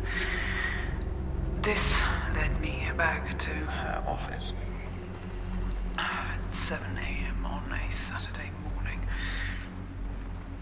I'd better be right on this one.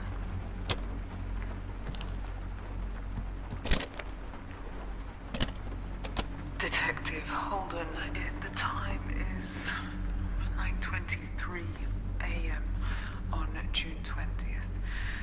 I've spent the last few hours looking at all of her work. At a glance, looks like a passion. She's actually a talented. Really is fascinating stuff. Something that caught my eye, though, is that it seems she's been working on an algorithm with Vicky Edmonds in the Bowman Building for the silhouette software which could prevent overheating. This, of course, was a large contributing factor in the explosion caused on the 10th of April 1987.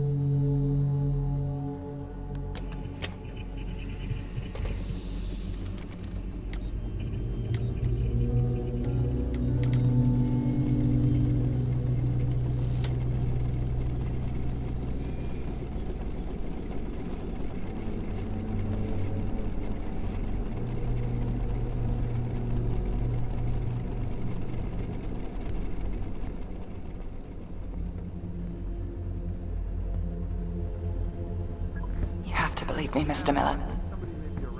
If I'd known, I would never have taken his ID card that night. I needed it to finish up some work, and I'd misplaced mine. It was technically against company policy, but I didn't think he'd mind. But once the information got out there, that he'd been logged where he shouldn't have been, and once the papers had their narrative established, it didn't matter. None of it mattered.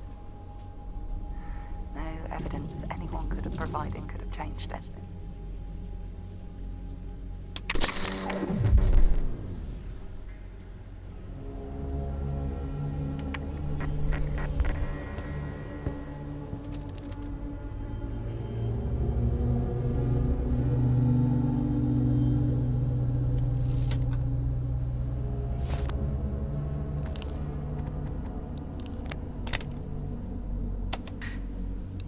Detective Holden, 10:42 a.m. on June 20th. I promised myself I wouldn't get involved with the politics here, but it's impossible not to let it affect you. Names, numbers, all written down, just thousands of people's futures decided by this one company. How are they allowed so much control with... Anyway, I'm here to locate Alex Dubois' file. I was told it could be found in filing cabinet HG02, row 10. I can't see anything in here. Let's get a bit of light on the situation. Okay, I have the documented information. I believe I just need to compile the code on the large machine in the corner of the room. So, here goes.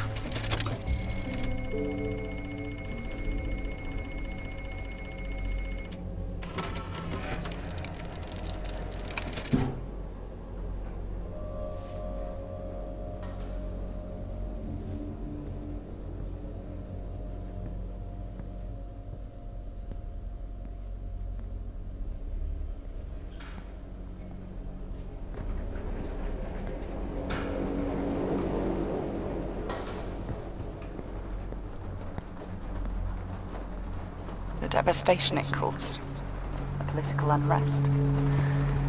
People are heartbroken and angry about how it's all unfolding, rightly so in my mind. They deserve answers. Are you with me?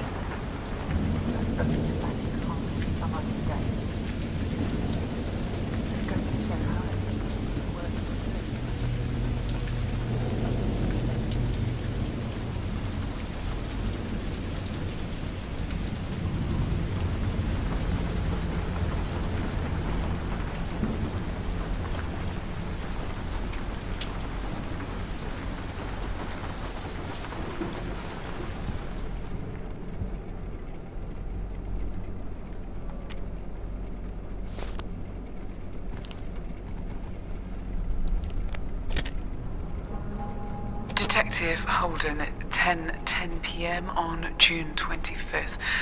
I think I've just about figured it out. The issue is that each time I copy a file onto the disk, the contents become corrupted whilst going through the data wipe gates. Meaning I have to go back and copy the files again. The location is 300. I've got my first scheduled meeting with Scarlett Carson in an hour, so if I'm going to get over to her house, I'd better leave now. I'll make a note to inquire about this Silhouette server in the hopes that I can somehow connect the missing pieces.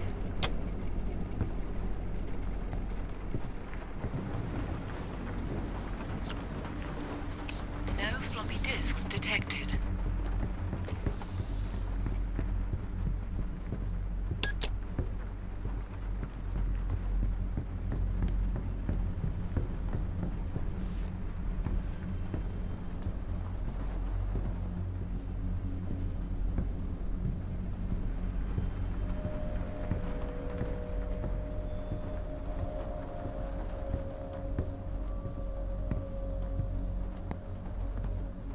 Alex's poor family. No, I had no involvement in their deportation. It was all Charles Bowman's doing. How he didn't think Alex would find out is beyond me.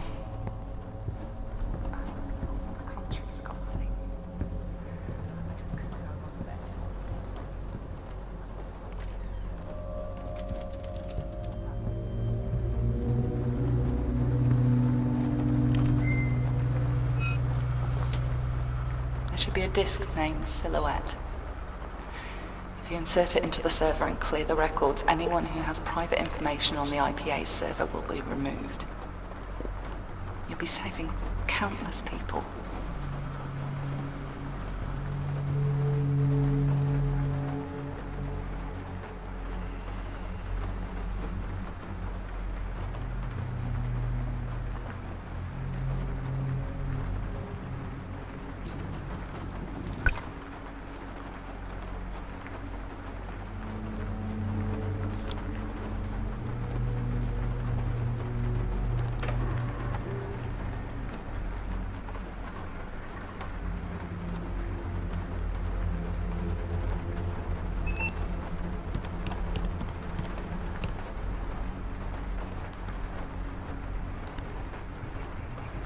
Harvey, you did it. You have no idea. I was right about you. I knew you'd do the right thing.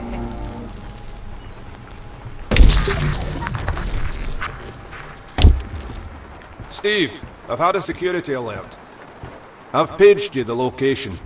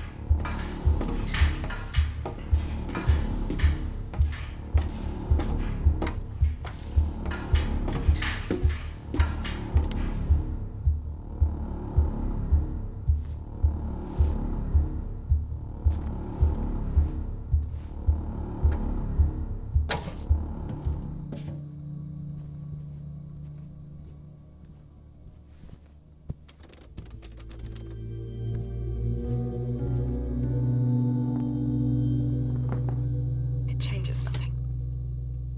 What happened, happened. And thankfully, you removed the last remaining evidence that could tie anything back to me. The silhouette disc. So, I appreciate your help with that. Please hurry, Harvey. I must go. You only have 30 minutes. Come and see me after your meeting. I'll explain everything.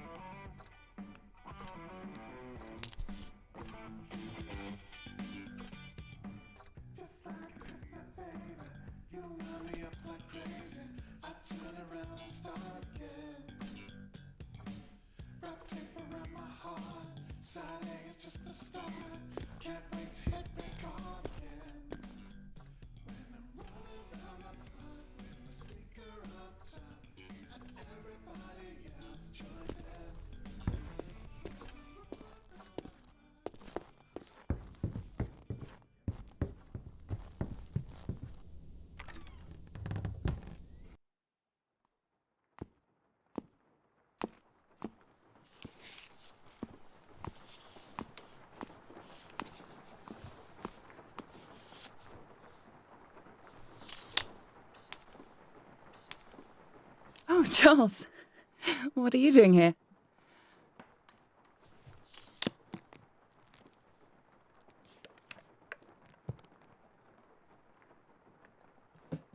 Please sit down, Scarlett. Charles? Oh, wait. Where's... No. No, you wouldn't.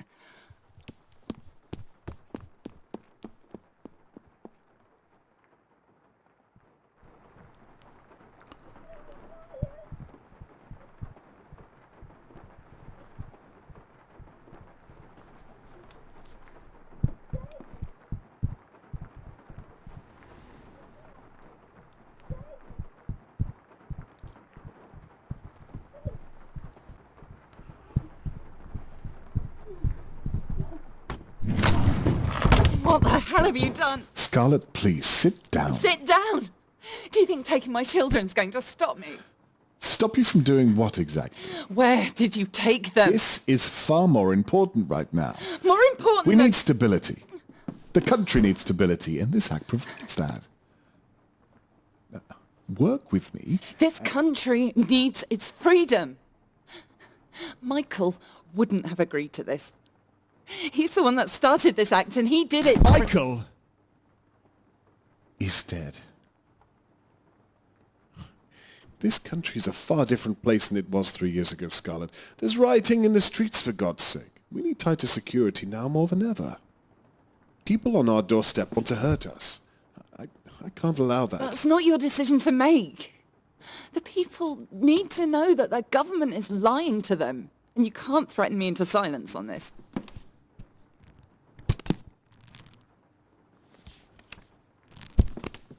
You can't see this right now, but you don't have another choice here. Charles? Open the file.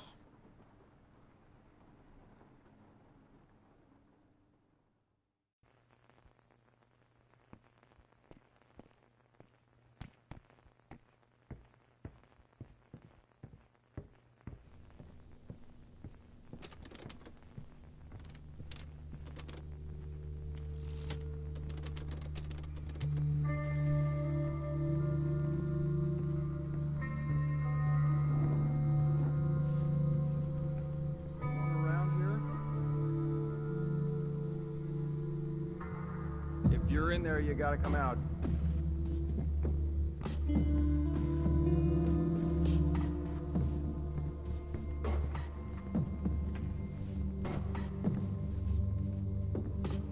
Am I going crazy or is someone in here?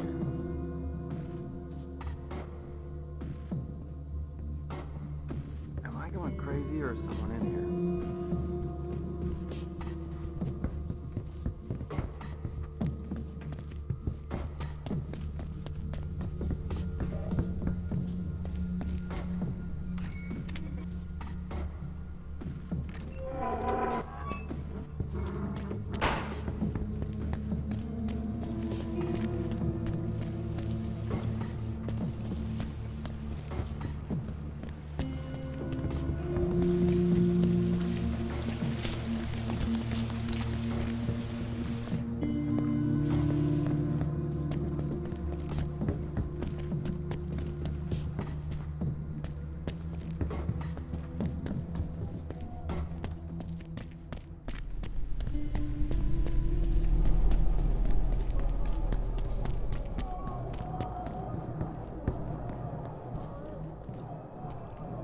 Hello, Mr. Miller. You have a meeting with Charles Bowman on floor 3. I'm sure you know the drill by now. That'll be all.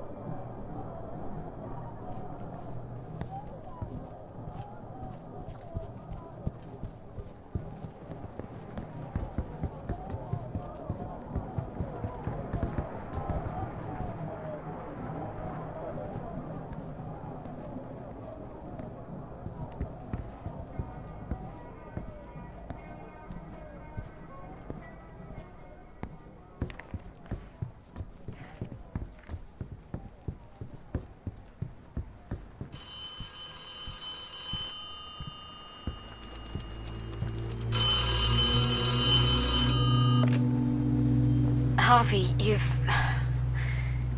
we've lost everything. I'm not quite sure what the plan should be now. You're in the building where they house all the information, right? Do you remember in our reports, it mentioned that Scarlett Carson was trying to steal the information on the night of the 10th of April? I mean, we could try and do the same? It's putting ourselves at a bit of a risk, but what do we have to lose at this point? We're just gonna have to copy all the files we can and sort through all the data to hopefully salvage our report that way. Maybe even use it as a bargaining chip with Charles Bowman. If we can't question Charles Bowman, you're gonna have to go to Scarlett Carson's house to get her side of the story and complete the report.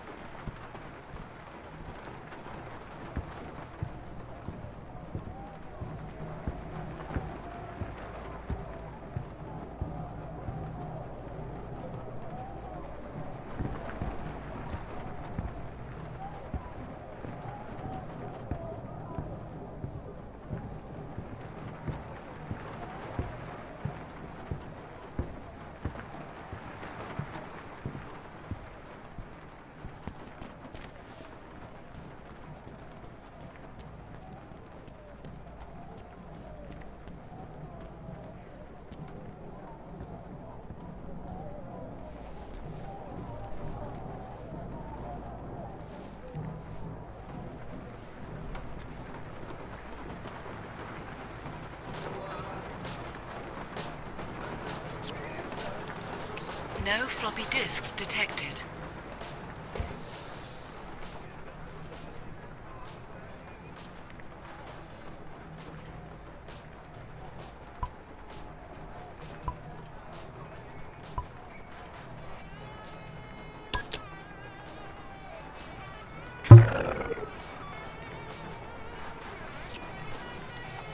No floppy disks detected.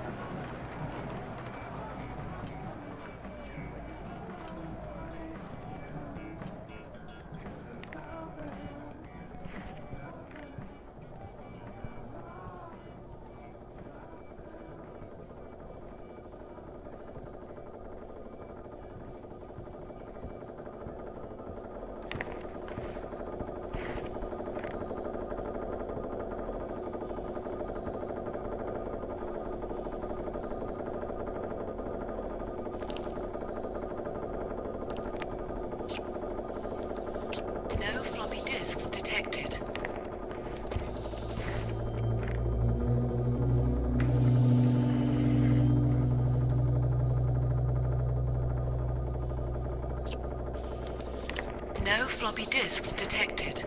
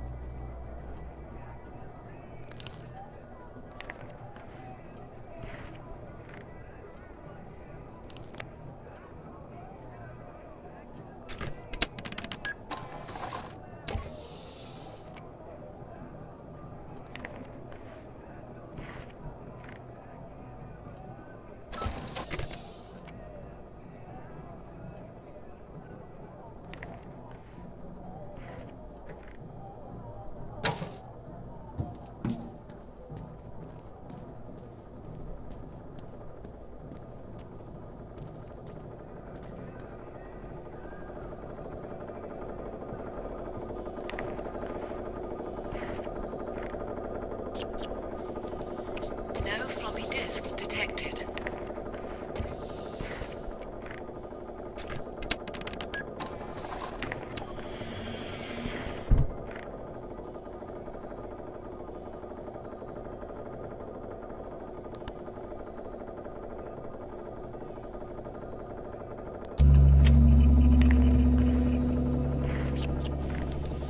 No floppy disks detected.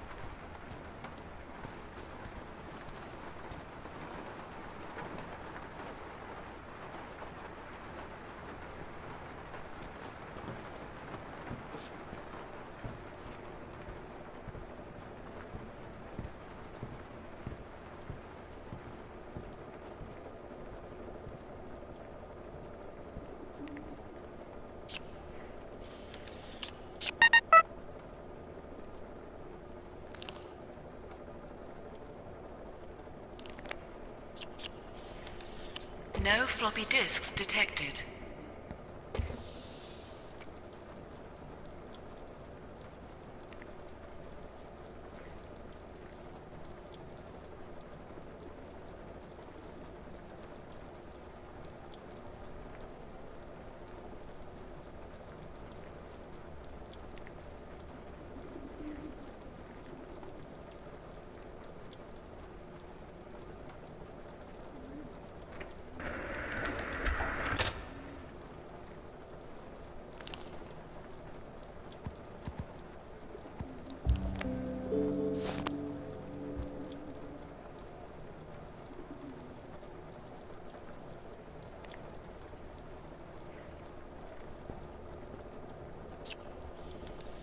No floppy disks detected.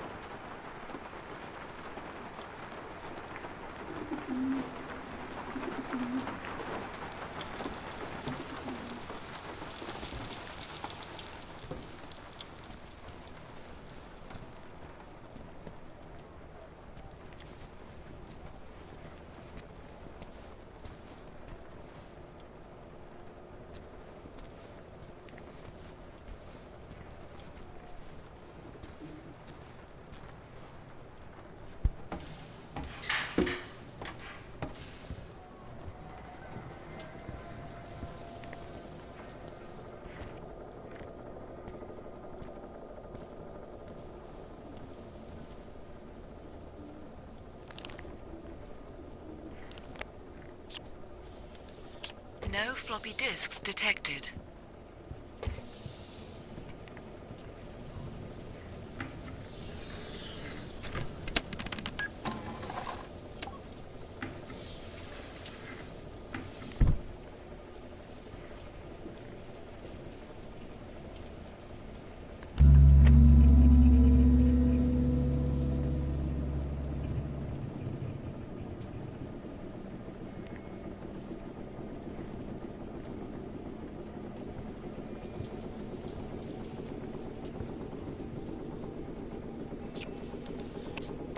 floppy disks detected.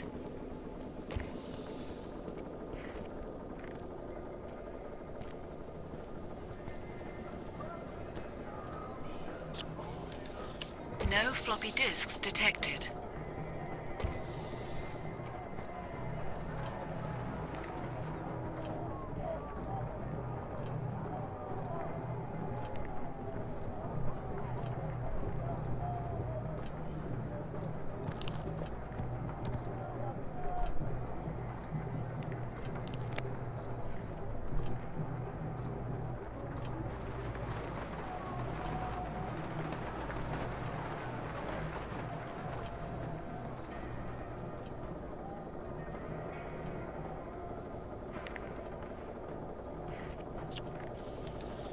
No floppy disks detected.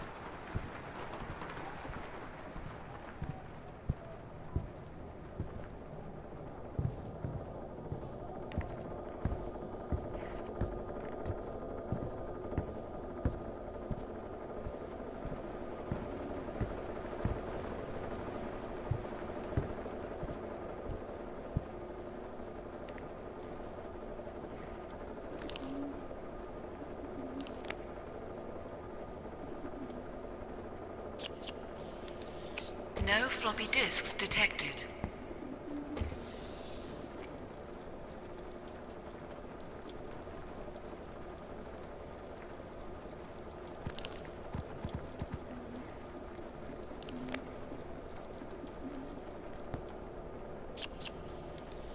No floppy disks detected.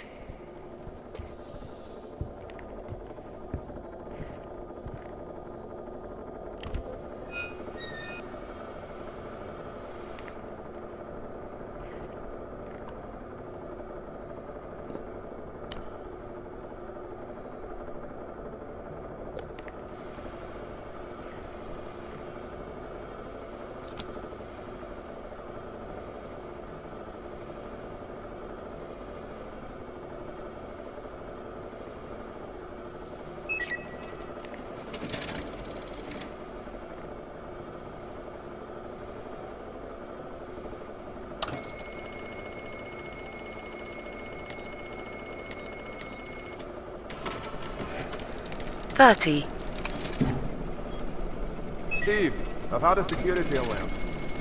I've paged you the location.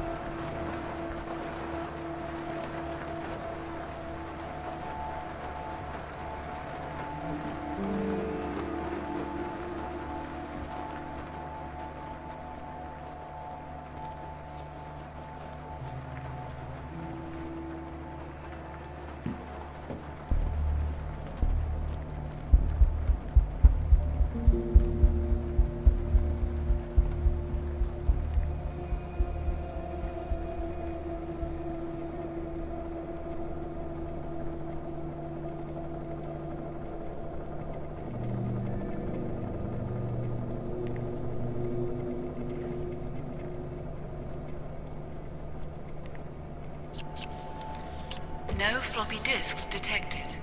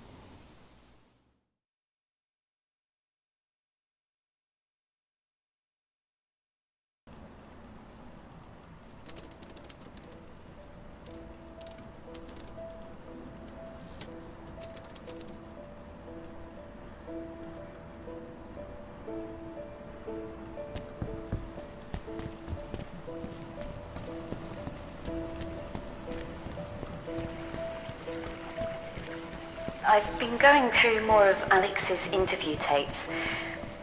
I found something quite alarming that seems to have been very quickly dismissed.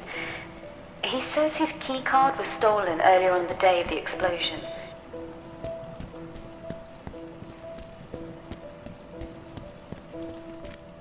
Well, you have done your research. I feel bad for what happened to Alex, I really do, but I can't be held responsible for every little action taken. It may have sounded like Alex was the victim, but I can assure you, I felt very threatened by his message. You heard what he said. Everything that happens next is because of me, and we all know what happened next. Just common sense. You can't crunch the data if you can't gather it. But the act is so much bigger than that. The immigrant problem is just a small byproduct of the act. Processing data is what it's really all about. And the silhouette is how we do that. What is it you think you know? You seem to have it all figured out.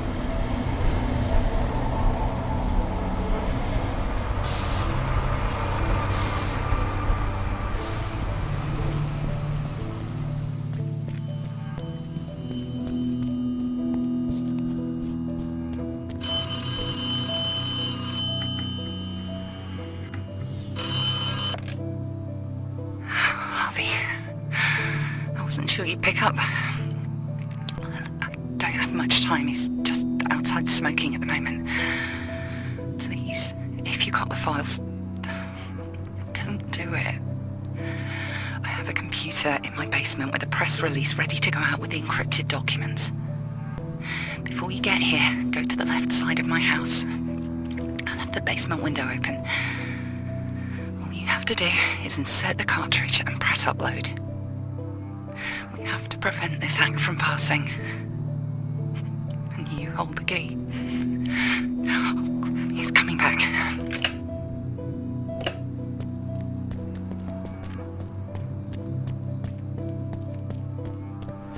Well, I don't suppose this will matter once she's sold all of her shares. She doesn't seem to want anything more to do with the Union Act or the Bowman Castle facility. What do you mean by that? She didn't tell you. Michael left his share of the company to Scarlett. That, with her 5% share, makes her the controlling factor, doesn't it? What exactly is it that you think I have to do with this, detective? Look, Scarlett thinks I'm a racist. She blames me for most things these days, so she's far too detached from the reality of things.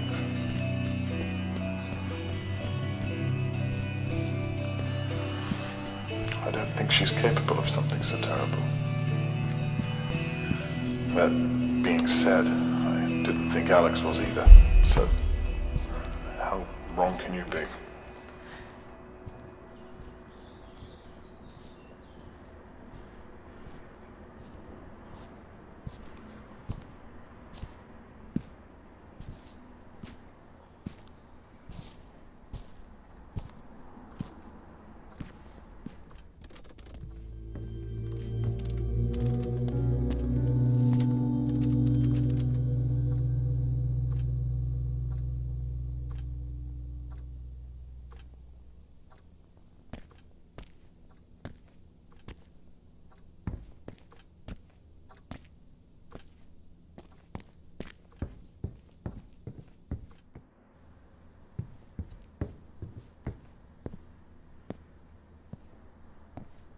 Ah, Mr. Miller.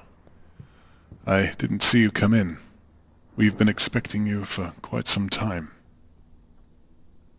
Harvey, this is Charles Bowman, the man who seems to have taken your dossier. Now, there's not much to go on from in here, so you must be hiding something else, if you are the journalist we believed you to be. Harvey, did you do it? What a curious question. I must ask. What's your decision, Mr. Miller? Harvey, I meant what I said to you. I didn't mean for any of this to happen. If you hand that over to Charles, you'll lose everything you've been working for.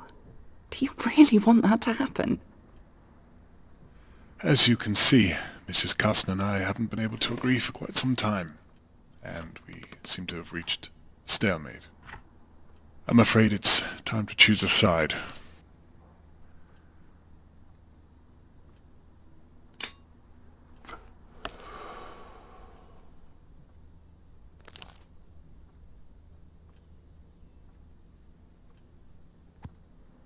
I have to say, I didn't expect that from a capable journalist like yourself.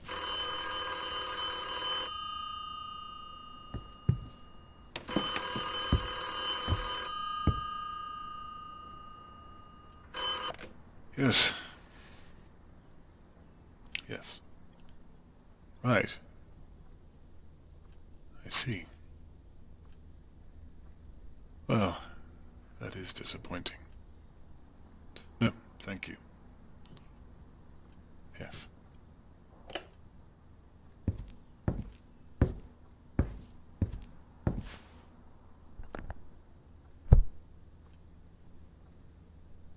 So, it seems as though you've chosen your side.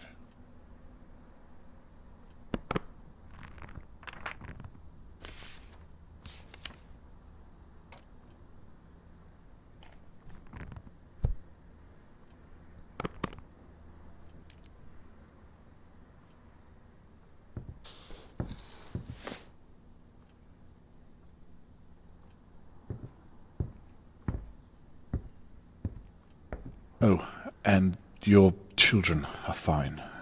You know I'd never harm them. Carol's been looking after them all day. I can't believe you'd think that of me.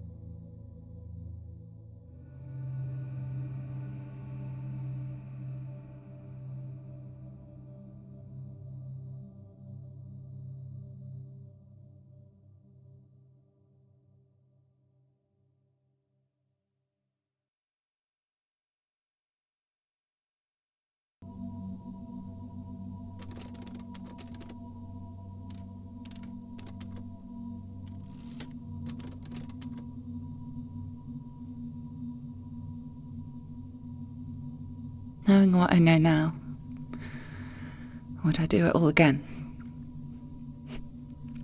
I still have so many regrets. I'm so sorry, Alex. It was all for the greater cause. I hope you understand.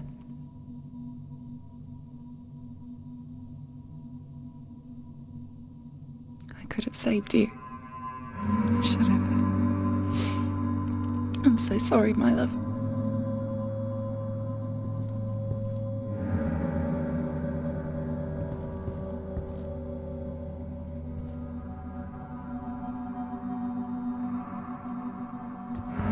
Michael, Molly, you may never remember everything that happened. You were just a child, but you'll be growing up in a better world. That much I know is true.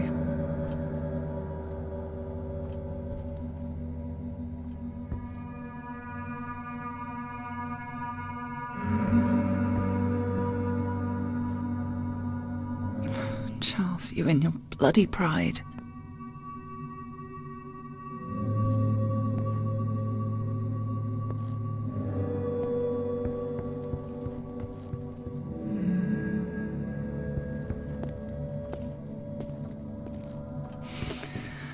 I guess I can put all this in the rubbish now. Everything's said and done.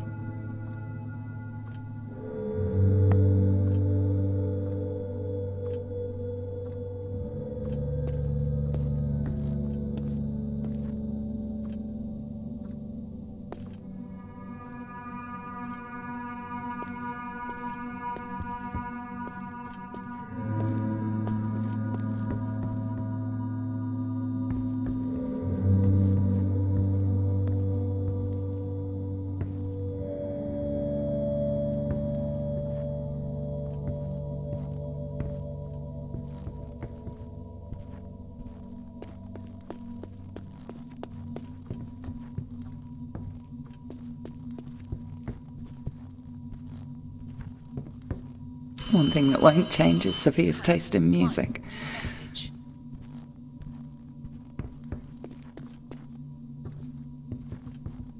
You have one new message.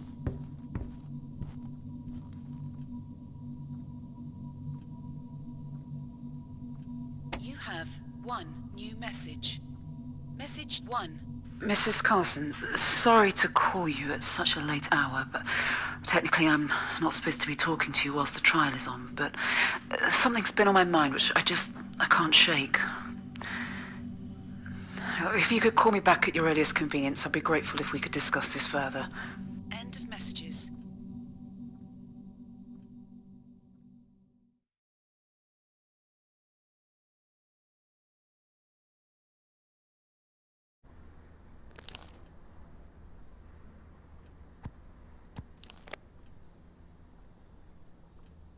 Thank you.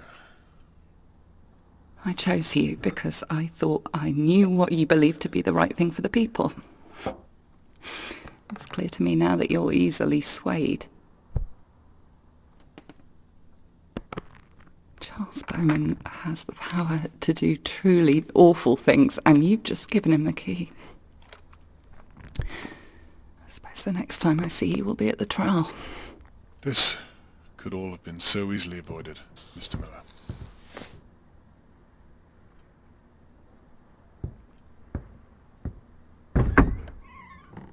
Oh, and your children are fine. You know I'd never harm them. Carol's been looking after them all day. I can't believe you'd think that of me.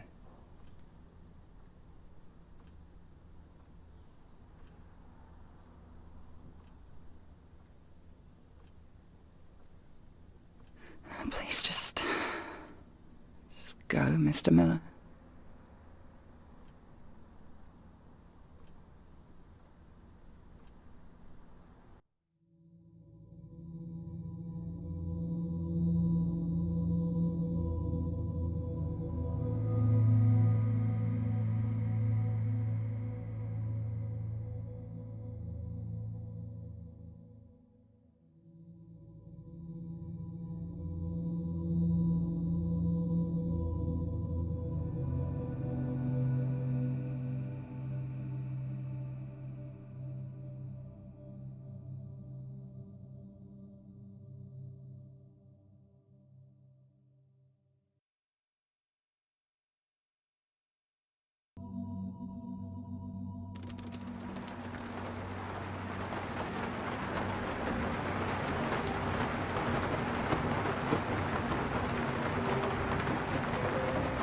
I've been sitting there for over half an hour, trying to decide whether going inside would change a thing.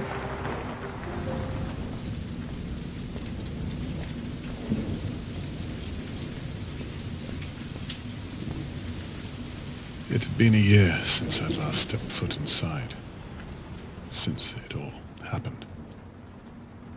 Strange. Felt like a lifetime ago. I said many things I wished I could have taken back. We all did.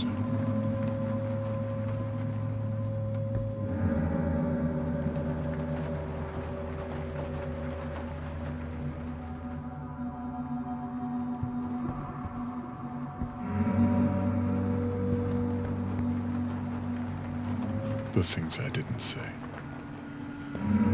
They spoke volumes.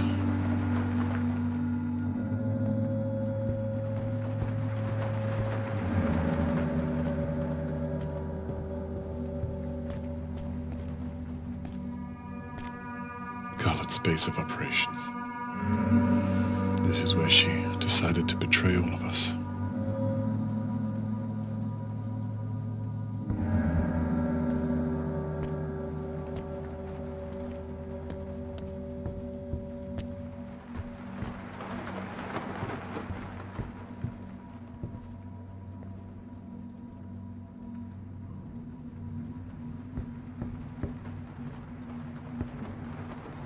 Scarlet, what did you do? I know we didn't see eye to eye on a few things, but she only had herself to blame.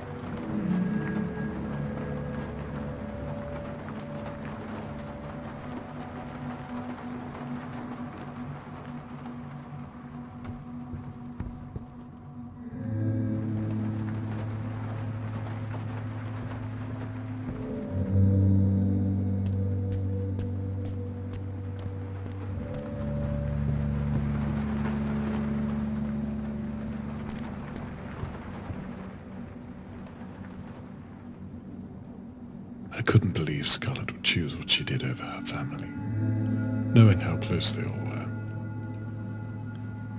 I think that's what surprised me the most.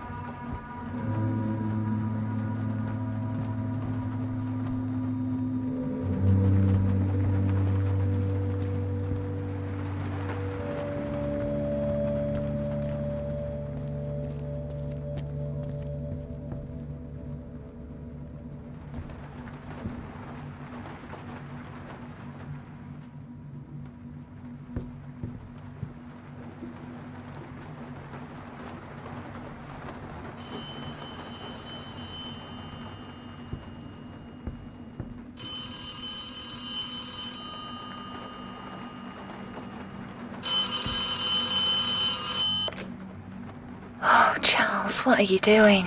I knew I'd find you there. Oh, please, you need to leave it be now. Charles? Oh, you did everything you could to help her. You can't blame yourself for every little thing she did. Please, just come home, my love.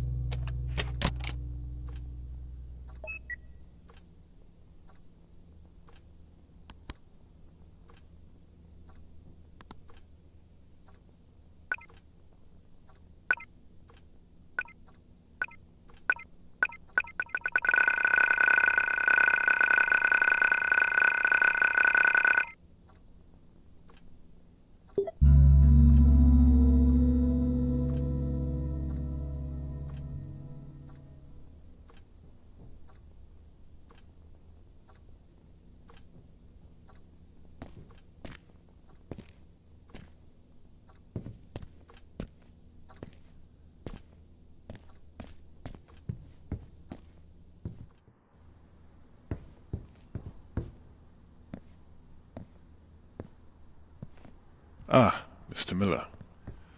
I didn't see you come in. We've been expecting you for quite some time. Harvey, this is Charles Bowman, the man who seems to have taken your dossier. Now, there's not much to go on from in here, so you must be hiding something else. If you are the journalist we believed you to be. Harvey, did you do it? What a curious question. I must ask. What's your decision, Mr. Miller? Harvey, I meant what I said to you. I didn't mean for any of this to happen. If you hand that over to Charles, you'll lose everything you've been working for. Do you really want that to happen? As you can see, Mrs. Carson and I haven't been able to agree for quite some time, and we seem to have reached stalemate. I'm afraid it's time to choose a side.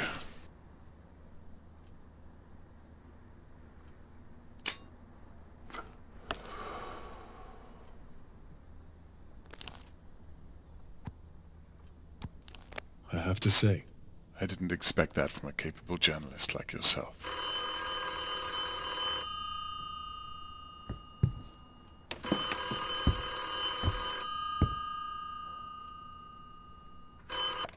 Yes. Yes. Right. I see.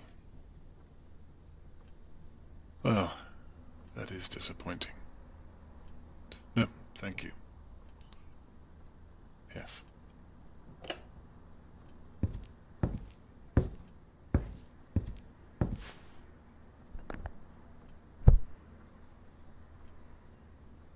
So, it seems as though you've chosen your side.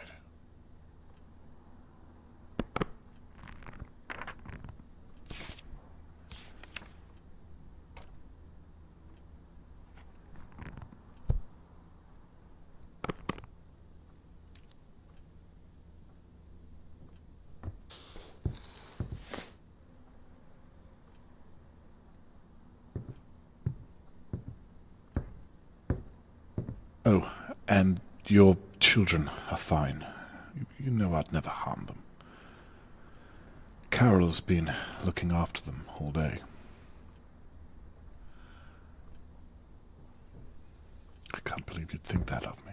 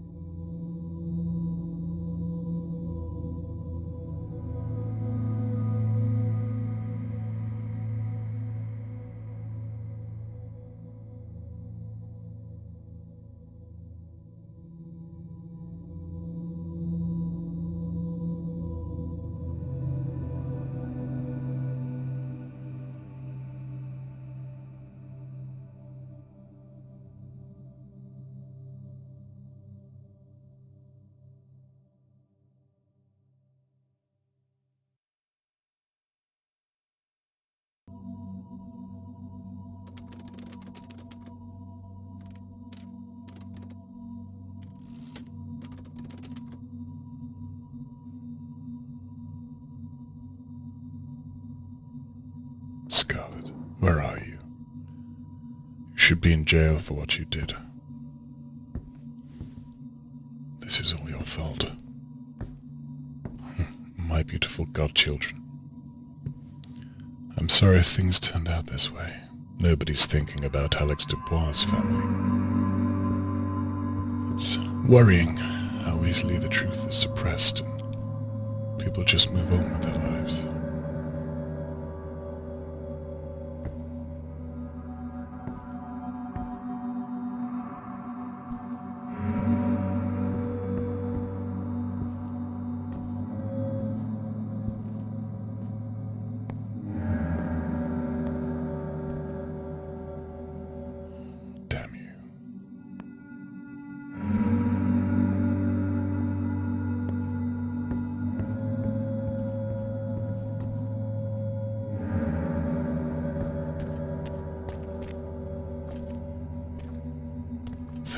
Alex's name was cleared. You could have taken the fall for all of this. Scarlet, when they find you, you'll answer for what you've done.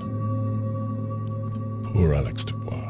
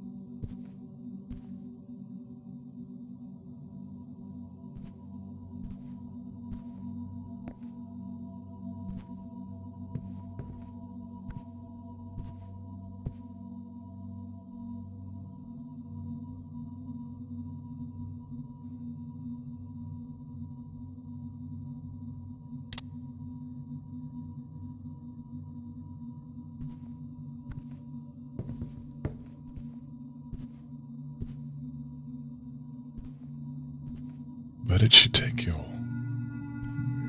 If only you knew what she'd done.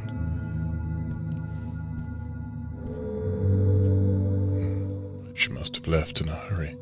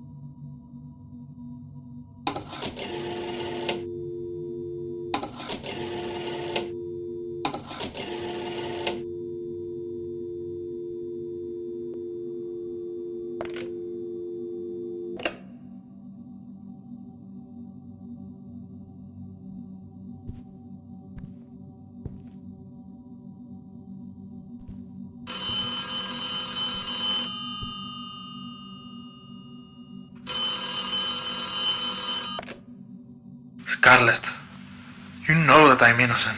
How can you live with yourself? I came to you for guidance. I don't know how you got away with it, but I know that it was you who took my ID card. Detective Holden is confident she can help my case. It's just a matter of time now. I will make sure my name is cleared. And if or when I find the evidence that you were involved, then you can count on me taking everything from you. This is not over.